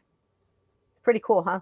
And that reminds me, too, of Charles Dickens when he put out A Christmas Carol, Donnie. He spent so much in the gold leafing and the illustrations and the binding and the type of paper that he almost went broke when it first came out. And then it just took off that Christmas. And, of course, the rest is history, as they say. So you had a favorite movie that you wanted to share with us. We were talking about favorite vampire movies, guys. This was one of Donnie's. This was a movie I remember as a kid. I was just flipping through. Remember, like the early '80s, like on like Saturday afternoons, they would show like movies from like the '70s, like the Hammer movies or the Shaw Brothers kung fu movies. Or like a Godzilla movie. I remember like every now and then I'd see like a Godzilla movie on TV and I'd be like, oh yeah. And one day, man, I remember some random ass movies that I came across, some random ones. And this was one of the most random movies. It's called The Legend of the Seven Golden Vampires. And basically the Hammer Studios teamed up with the Shaw Brothers Studios in Hong Kong. Oh, wow. Which was very well known for like kung fu classics, right? Like the Five Deadly Venoms and all the Shaolin Temple movies. And then they hooked up and then they did a crossover where it was basically vampires. And it was the actual, they used Peter Cushing was in this movie from the Hammer films. Like he was in this movie. Mm-hmm. And then they had them like going up against like kung fu guys, like in China. I was like, yo, this is so random. Wow, it is. Oh, it looks very But here's the good news, guys. Go ahead. But wait, here's the good news. Get ready. It's available on YouTube. You could just watch it right now. It's called The Legend of the Seven Golden Vampires. It's pretty if you ridiculous. Wouldn't mind, go and grab that link and throw it in the chat for everybody. It's pretty if they damn would like ridiculous. To see this. But this it's called The Legend of the Seven Golden Vampires. It's kung fu versus vampire magic. This reminds me of Blade Runner is great. And some of the kung fu is actually pretty good too. This reminds me of Big Trouble in Little China. Oh, Big Trouble in Little China. I love that movie. I saw that movie, side story, in a theater that had been kind of overrun by the massive mall theaters that, just grew up out of like overnight in Huntsville, Alabama, when we had all this influx of all these people. Like, people moving in with Boeing and Lockheed Martin and all these missile command and helicopter factories and Toyota and Saturn. I mean, shit, it's just like overnight you blinked and it was like, boom, that's Metropolis. And so this theater kind of was going down, but it was too sweet to let go completely, right? So it just became a, Sapphire Elf. Yeah, it was so good, Kurt Russell. Yep. The chick with the green eyes. Remember the green eyes? Huh? That was Big Trouble in Little China was one of my favorite movies of all Yeah. time. Oh my God. So this theater, Donnie, picture if you will, goes to dollar movies. So I got to see the Fog there, the original, Hal Holbrook and Hmm. Adrienne Barbeau, and her Barbeaus, and which I gotta Thank you, say Sacha Bell. Thank you. I loved Adrienne Barbeau in the original Fog. Thank you, Sasha Bell. She's on it again, slinging those links. Thank you, sweetheart. So go watch this movie. But Big Trouble in Little China. So you go in, and they would took out 2 seats every couple of seats. They would take out. So count back. You have 1 chair, and they take out 2. Then 1 chair, take out 2, and they put in tables. And they had waiters and waitresses, servers. I guess we have to call them now to be PC. And I was one, so I don't. I was a server, I guess. So anyway, with trays, as they take your order, you get pizza, nachos, mixed drinks. They had a bar, reasonably priced, so you could sit there and get totally wasted, munch out, and smoke. You could smoke in this theater if you so if you chose, and kick back and watch a movie for $1 because they made all the money on the food, right? So it was fantastic, and that's where I saw Big Trouble in Little China. Absolutely phenomenal memory. Enjoyed every bit of it. I highly recommend it. This reminds me of that.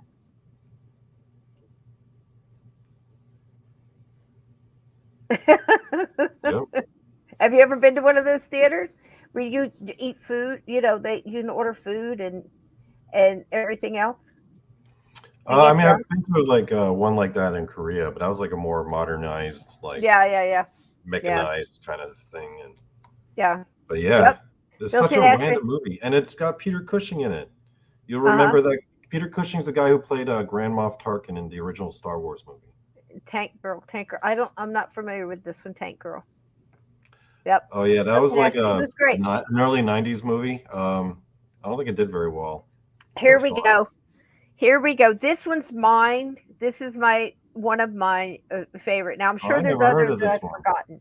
This is Bill Paxton. You know, rest in peace, Bill. Great career, great star. I mean, everything he was in, 150%. This guy, he's done some wacko stuff too. Man, He that was guy was in this. awesome. His first thing I think was Terminator. I think he was one of the bad guys in the gang that tried to uh, He has the unique mug. distinction of having been killed by a Terminator, an Arnold. alien, and a Predator. Am I That right? is a It unique was him, distinction. right? Yeah. Hmm. Lance Yeah. Henriksen is the other guy who's been killed by a And Predator, alien, and Terminator.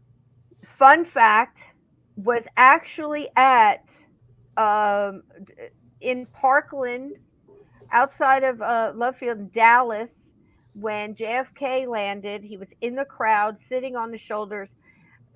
Something tells me in the not too distant future you will be seeing that picture, but it was Bill Paxton, and he was there um, right before Kennedy got shot, the day of. So fantastic movie, Near Dark. He plays a great vampire, Donnie. He really does. Highly recommend it.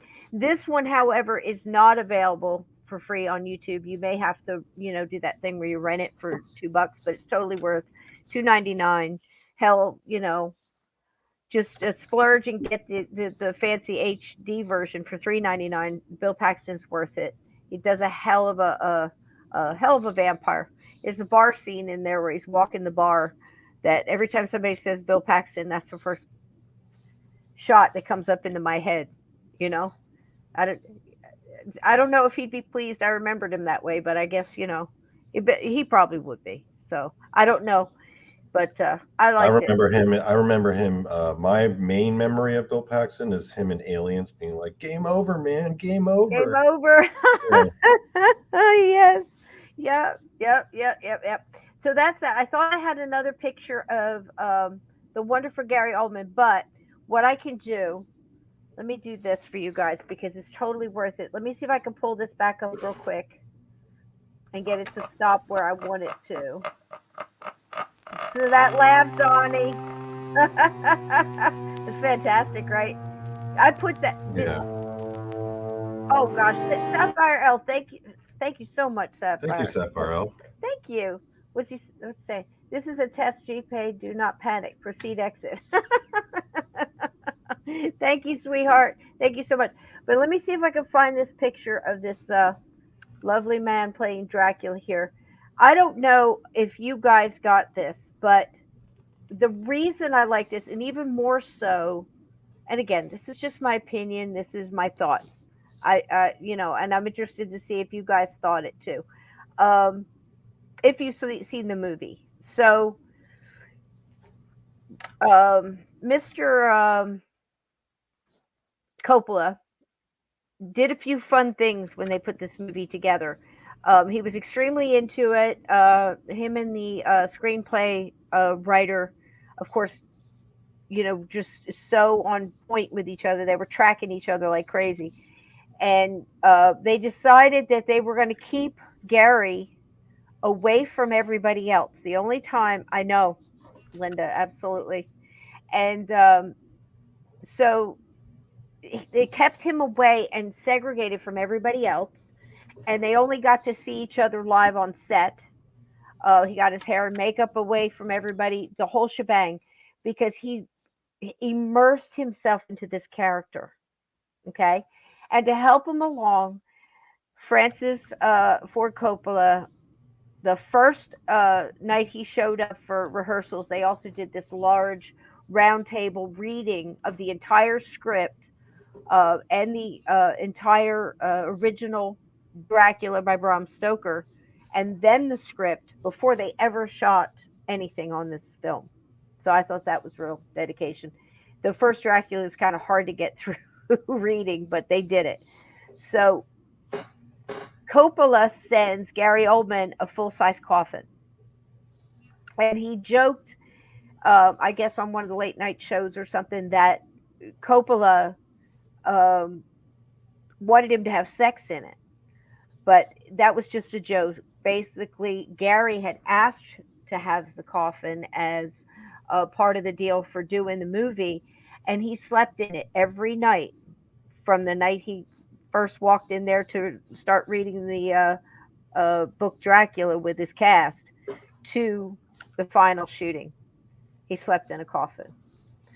So I thought that was interesting. Another interesting thing with this guy, and just the sheer stretch of the character throughout the whole movie, he's all of these characters. And going through just the makeup and stuff, and a lot of people think these were stand-ins. They weren't. They were him. He sat through makeup and got all of this. Now this is the red armor.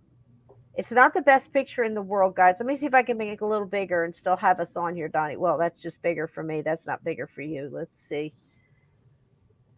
Better quit screwing around. I'm going to wind up messing this whole thing up. Anyway, you can see the armor here in the first picture. And this is when he's going out. I forget what part of the movie this is. But there was a lot of stink about this outfit because everybody said that this armor was not historically accurate. Now you guys can look up. I wanted to get you another picture Not even of the whole close. thing. Yeah. Huh?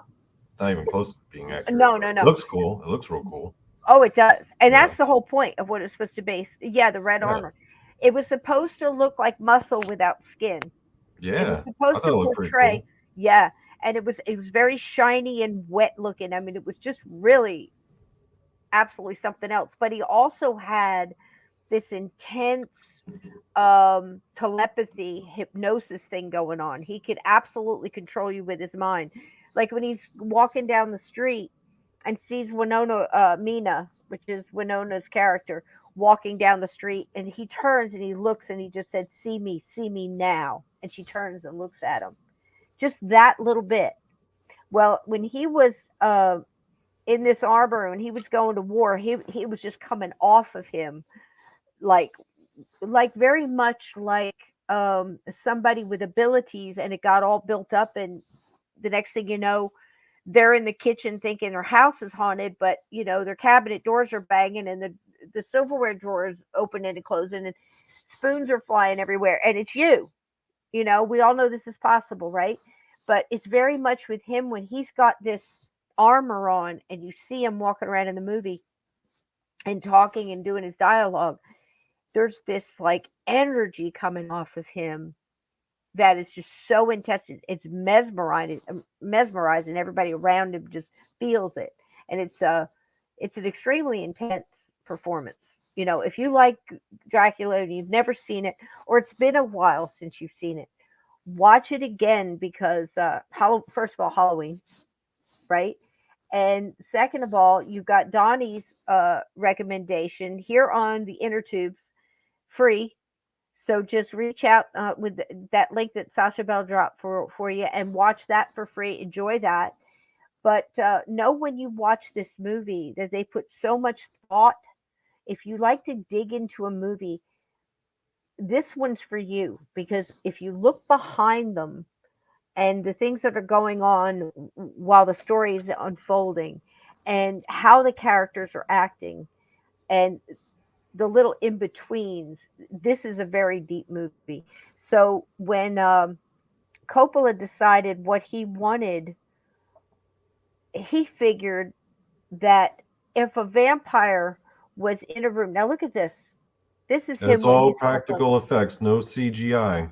That's Right? There was right. no CGI in that movie There's at no all. CGI in this. Absolutely, Donnie. I'm glad you brought that up. It was all practical effects, old movie camera tricks and things like that. They demanded it. There's one scene at the very end when you see Dracula, the hand writing the journal or whatever it is. I forget the character that's writing, but that was the only thing with CGI in this whole movie.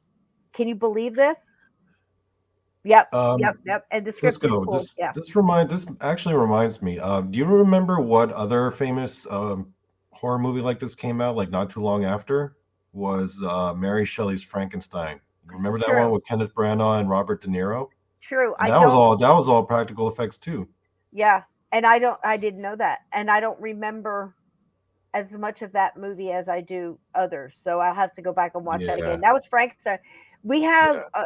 a couple of Sundays between now and it's only 8 between now and Halloween. So Sapphire Elf, And I don't have any idea. I didn't really what was the research this question? movie. Oh no, Sapphire Elf asked if I knew who the crew was. Oh, I don't know I either. don't know. I don't know either, and But I they was did a damn certain that good it job, won't. that's for sure. Yeah. Yeah. So again, the quotes through this is the quote that Gary Oldman says he said yes to the script. When he got to this quote, he didn't even bother getting any further before he said yes, because he said he wanted to say this to somebody on camera. He loved this line: "I've crossed oceans of time just to find you." It's a great line. There's a lot of great lines in this, but again with Coppola, Francis, of course, it's hard to say. I'm saying cupola like the high ground over here. I still got Gettysburg on my mind.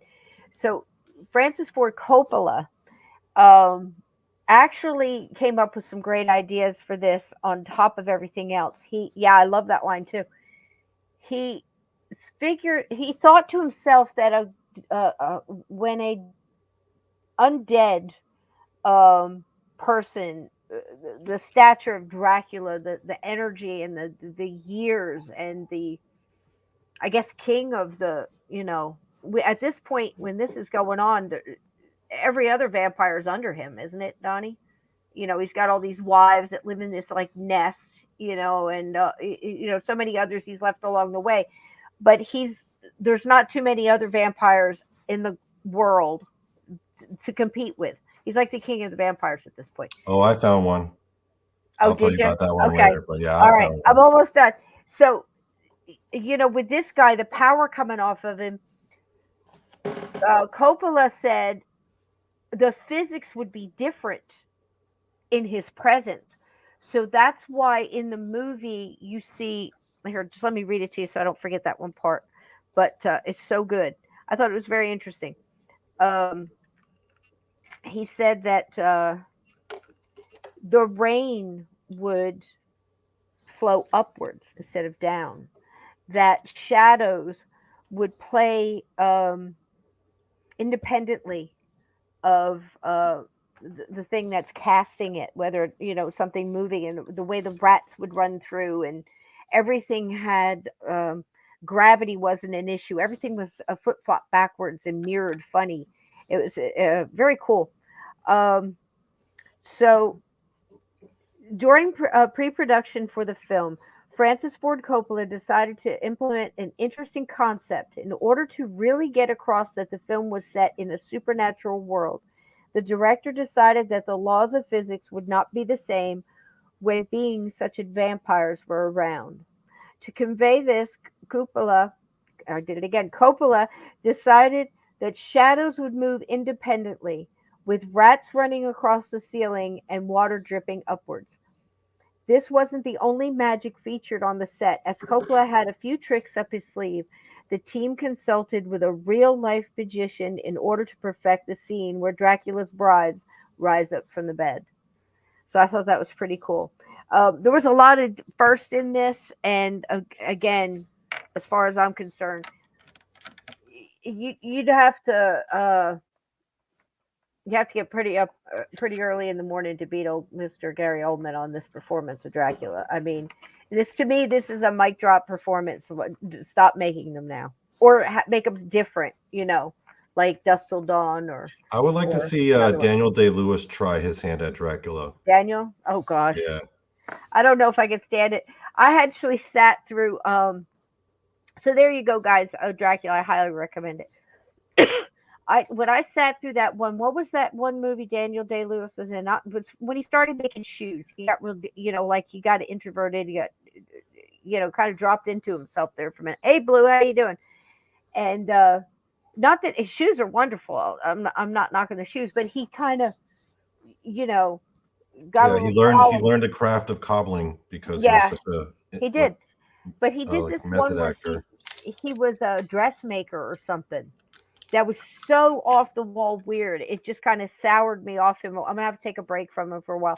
Last of the Mohicans, like I said, I'd left a basket of kittens for him. Which is I just I was like Sam Elliott and Roadhouse or the Sackets.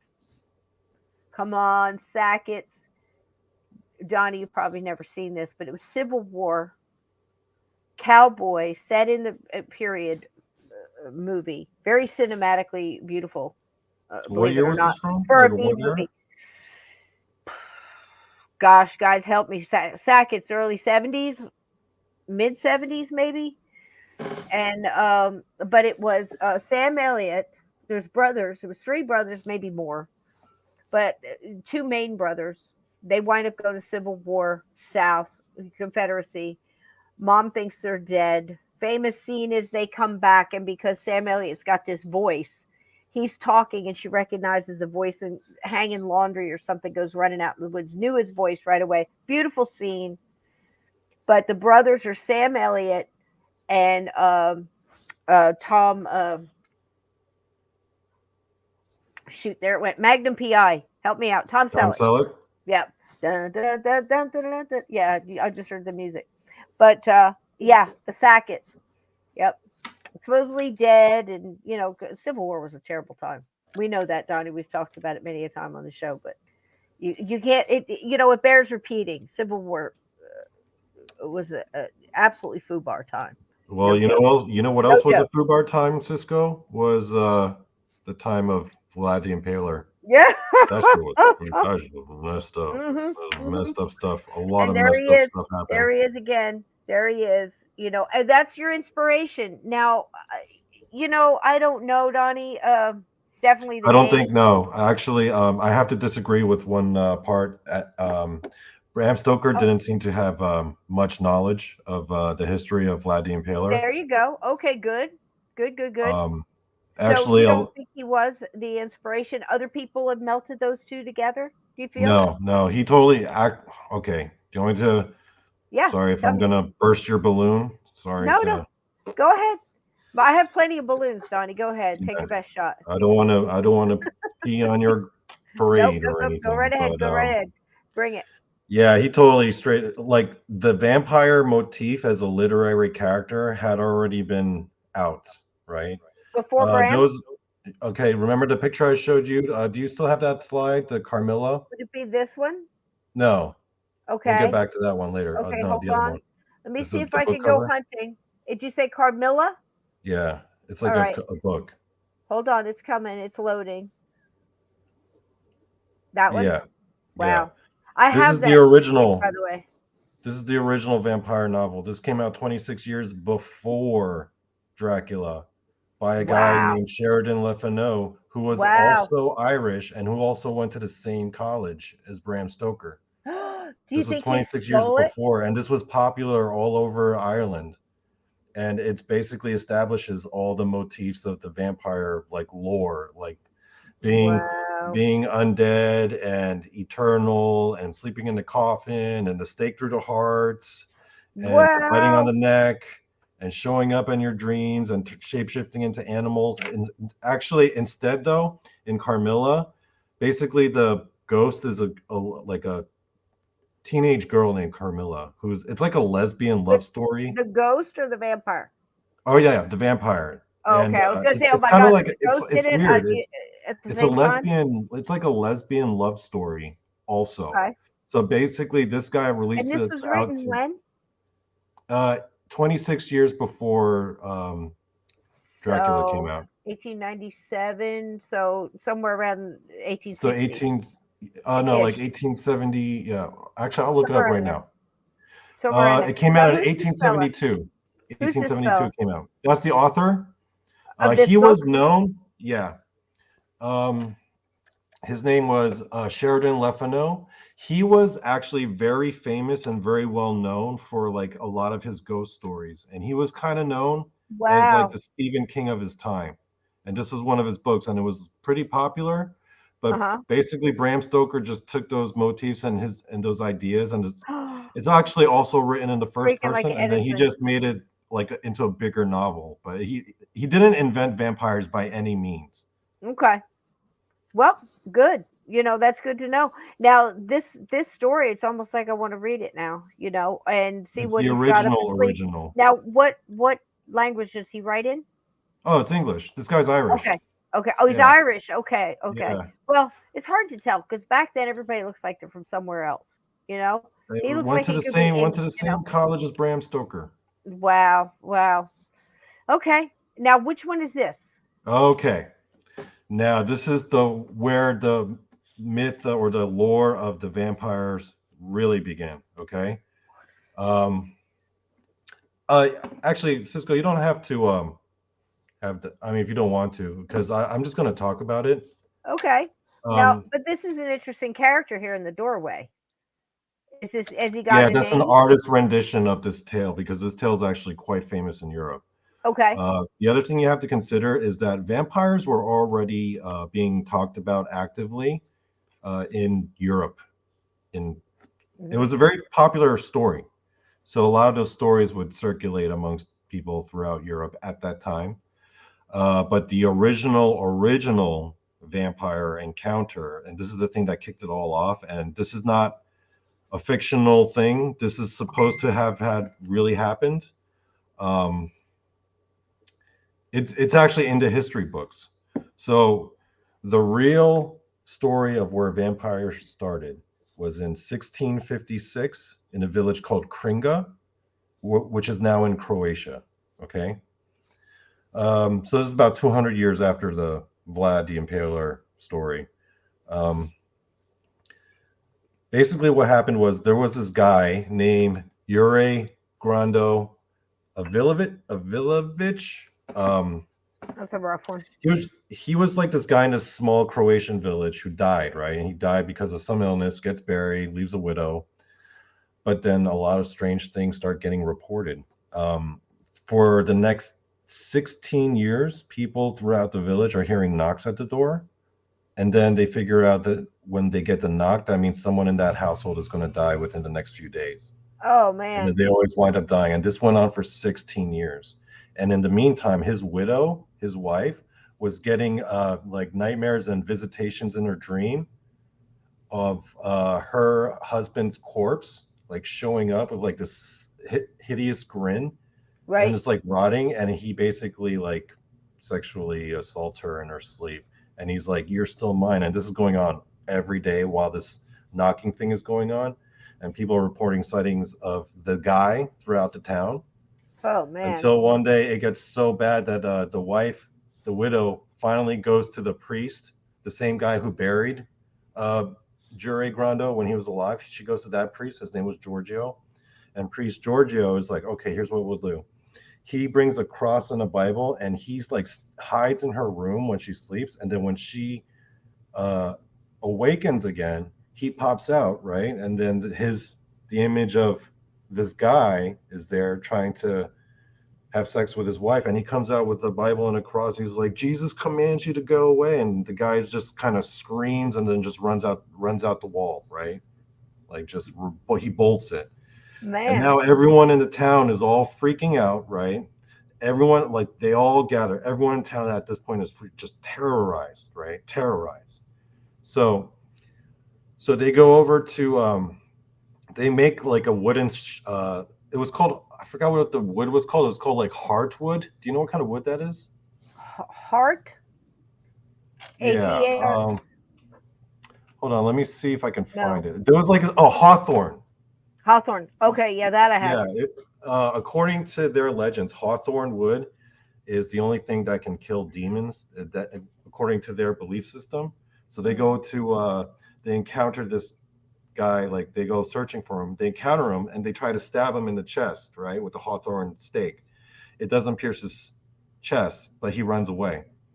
Finally, the next night, all the people in the town with the priest, they go to the guy's grave and they dig up his body. When they open the coffin, they find that the guy's corpse is perfectly preserved after 16 years. Wow. But he looks like hasn't even like rotted a day, right? And he's got a weird smile on his face. So they start trying to do an exorcism, right? And they're trying to first they try to drive the hawthorn through his skin. It won't penetrate the flesh. They tried doing an exorcism, but nothing's happening. Finally, they just decide to saw the guy's head off. Oh. Once they start sawing the guy's head off, all of a sudden he awakes and he screams and like blood curdling scream, and then they said like the blood that came out just kind of flooded the entire graveyard because it was not just his blood, but the blood of all the people that had died. Oh my gosh. Over the course of 16 years. And this story got a lot of publicity, and it kind of, word of that spread. It was like the first like horrific paranormal encounter cryptid story. Not the first. There were some really messed up cryptid supernatural stories from that time period. Oh, and we'll get there. Don't worry, we'll get there at some point. But this was like a really terrifying thing. Like it spread to like other countries. People were talking about it. So from 1656, the legend or the myth of the vampire, that's where it grew. And people were like already talking about it. Bram Stoker, he didn't invent shit. Yeah, yeah. And he stole, like a lot of people back then, like the light bulb and, with the stuff they did to Tesla and, so many of these things that, somebody invented something and the guy with the money got there first with the patent or whatever. But, he is, a lot of people hearken him to be the one that started it. Now you know the truth. I mean, tell you the truth, the whole thing with Vlad, I've always questioned who its name is. Dracula, and a dragon, or what was the other one? Well, it's Son of the Dragon. Son of the Dragon. Dracula actually means Son of the Dragon. Right, and his name, kind of got changed as he picked up stuff throughout, but. Here's the guy. I mean, no doubt he was kind of a sadist, and probably if it's he a bit unfair wasn't, we may not have ever heard of him. Yeah, and it was a bit unfair to call him the son of the devil because that was more of like a translation kind of like mess up. So that's that. Yeah, you don't have to read too much. That makes sense. No, he was named after like the dragon because his father belonged to the Order of the Dragons. It was a group of knights that pledged themselves to the crusade. Then they've all put dragon because they were the Order of the Dragon, the defenders of Christianity. That's just named the king. Yeah, yeah. But you got to be honest, man. The guy was, he was working hard at the title, though. Yeah. But this is very interesting. Look this up. I saw a couple of people in the chat talking about it's available on Amazon for like $4, and then somebody else said it might even be free copyright. Who knows? No, give it a shot. if Dracula is public domain, then this is definitely public domain. You Oops, should be able to sorry just about download that. it for free There anywhere. you go. Don't forget this guy right here. Gary Oldman deserves. Get you a big old bowl of popcorn, maybe some Orville Redenbachers or whatever you guys want to do. I'll tell you, there's another time, Donnie. Fantastic job as usual. And wait a minute, I'm messing with my screen here. I'm sorry. And the research and everything else, excellent. But there's another thing coming up and a reason for popcorn, and I think it's about almost time to start getting your recipes. I'll give them out again as we gather together. If you are interested in listening to Cabin 22, this is one of the things we're doing for Halloween. Now I'm talking to Sandy and Steve. We've talked to him on the show. We can mention it again tomorrow night. We'll talk. Halloween is Steve Stockton's birthday, as you well know, and we always do something special. We're gonna dress up. We're gonna have the. It's a Monday night, is it not, Donnie? I'm dressing up. Perfect. I'm dressing up too. It's Monday Madness. It's Halloween. It's costumes. It's old cartoons. It's fun ghost vids. It's all those things. Plus, Steve and Sandy and I are going to try to both stream live from our channels, and they have trick or treaters by the truckload. I'm hearing, Donnie. I'm hearing that they're coming in on buses and trains. They might even have some chartered flights. I'm not sure. At the very least, well decorated wagons, maybe horse-drawn carriages. Who knows? I don't know what they do in New Mexico. I'm not a New Mexican, as I'm told they're called. So Steve is a New Mexican. There's a comma in there somewhere. There's a comma in there somewhere. Insert your own comma. Someone should introduce him to tacos. Yeah, and apparently Sandy buys candy also by the truckload.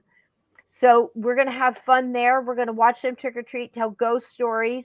So dress up, start planning now what you're gonna do. Don't tell me later that you did not hear this. We are starting in the first week of September for boo season. So tonight you had your first Halloween themed character. We're not 100% sure what's coming in the future. I have some great guests. Michael, Billy, and James will be joining us to talk about what they found at the Hoover House and some other EVPs and their ghost tech and things that they've seen investigating. Wonderful, wonderful gentlemen. We have Tim and Tom Cromwell coming on to talk about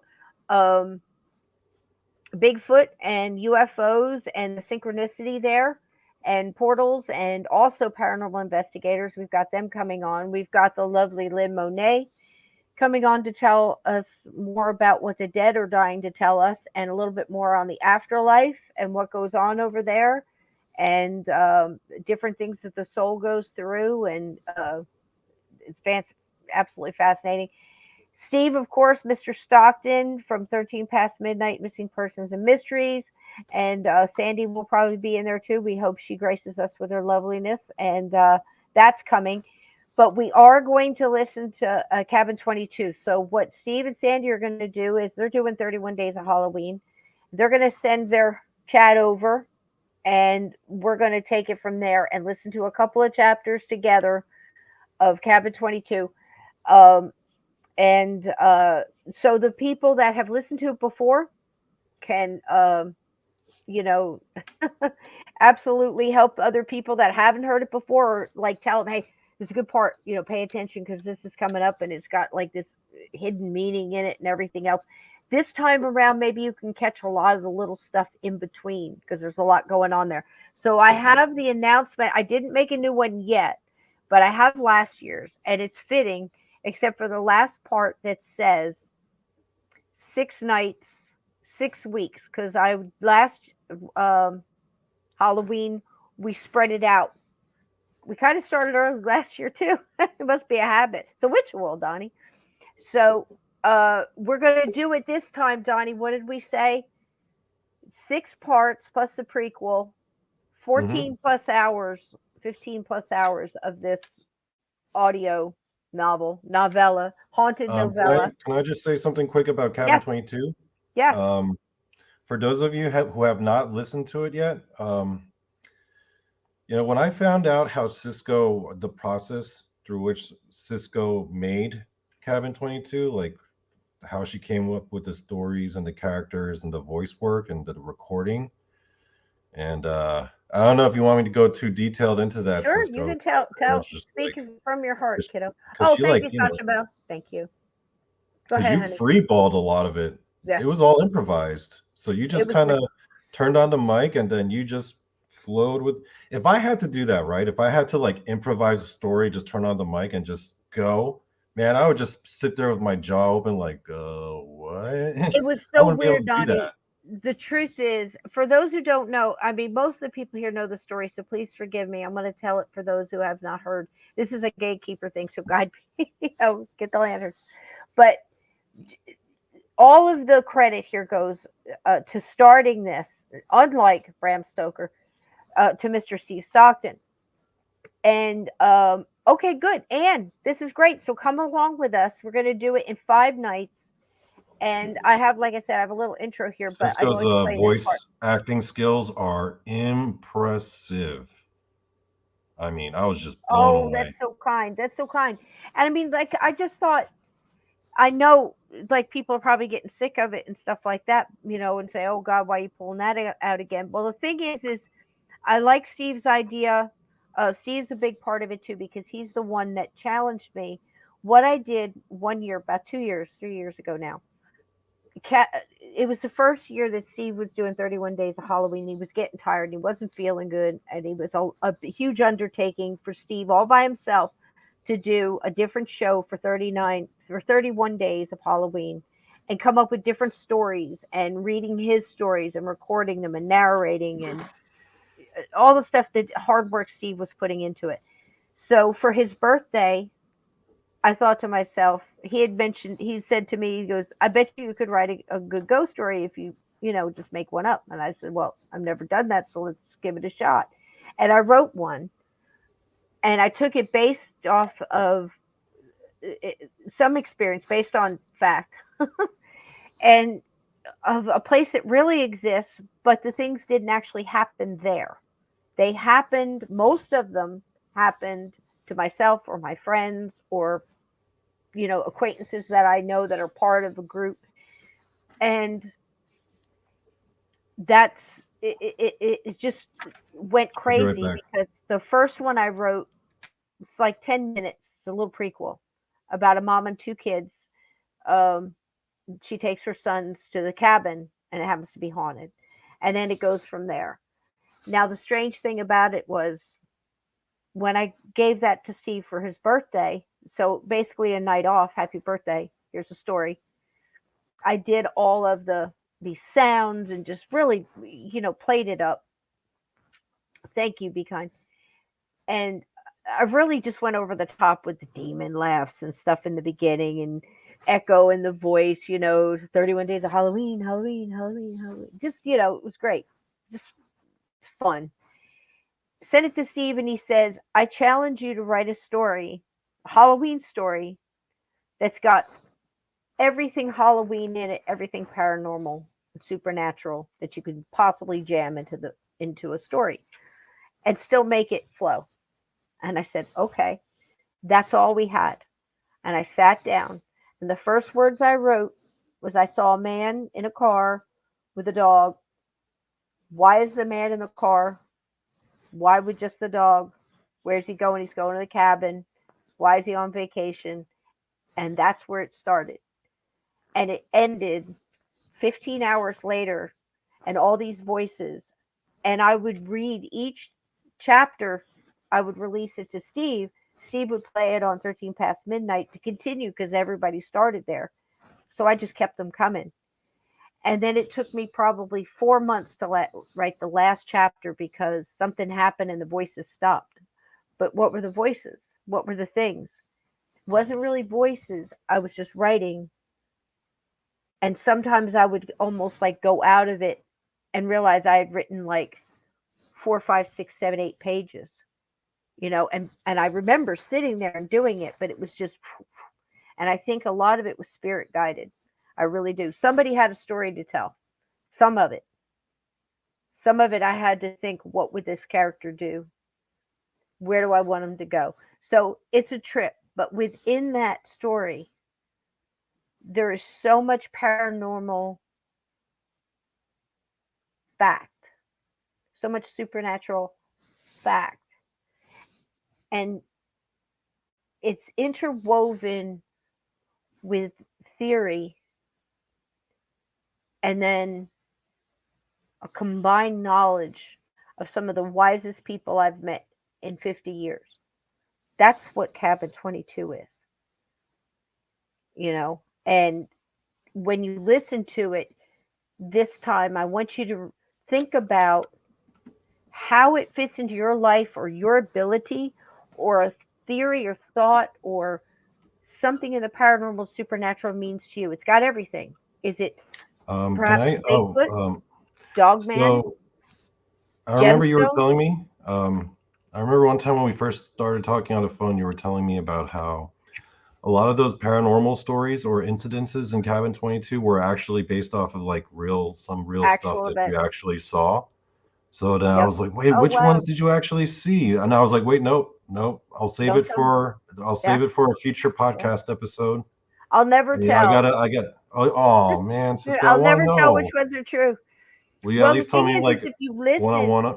to my stories and stuff like that and listen to some of the guests I have and things like that, you'll be able to tell which one. Some of them, but some of the ones aren't my actual stories, or they're cases for clients and stuff I've been on, so I don't really Yeah, spill the beans too much.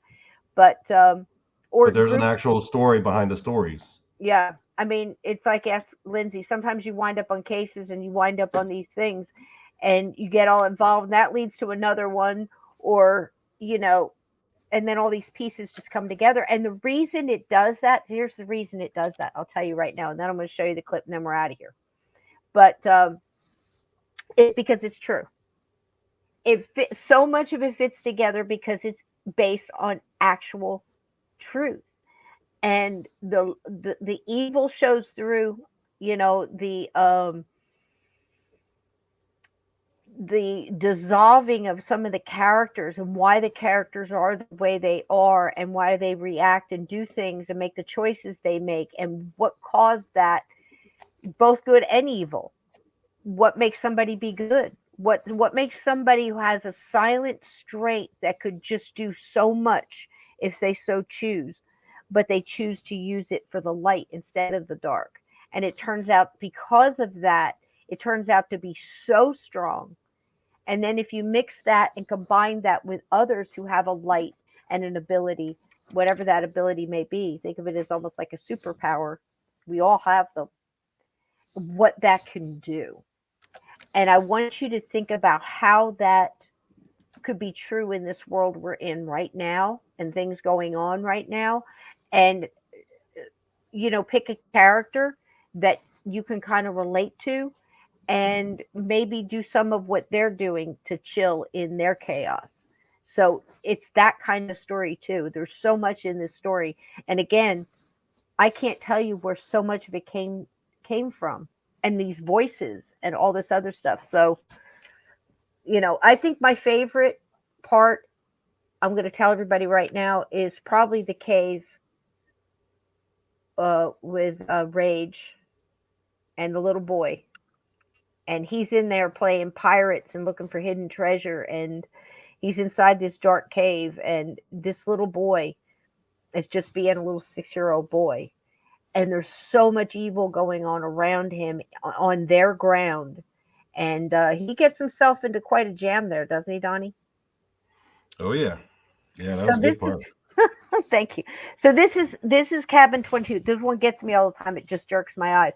But here's a little thing I did last year. And again, like I said, at the very end, it's going to say 6 episodes, 6 weeks, but it's really going to do. I think we're going to pull it off in 5 days, ending it probably, Hell Night, because that's the end of the book is also Hell Night. So we're going to also do parallel universes here, Donnie. Almost. We're reaching through the dimensions, I think, for Halloween this year.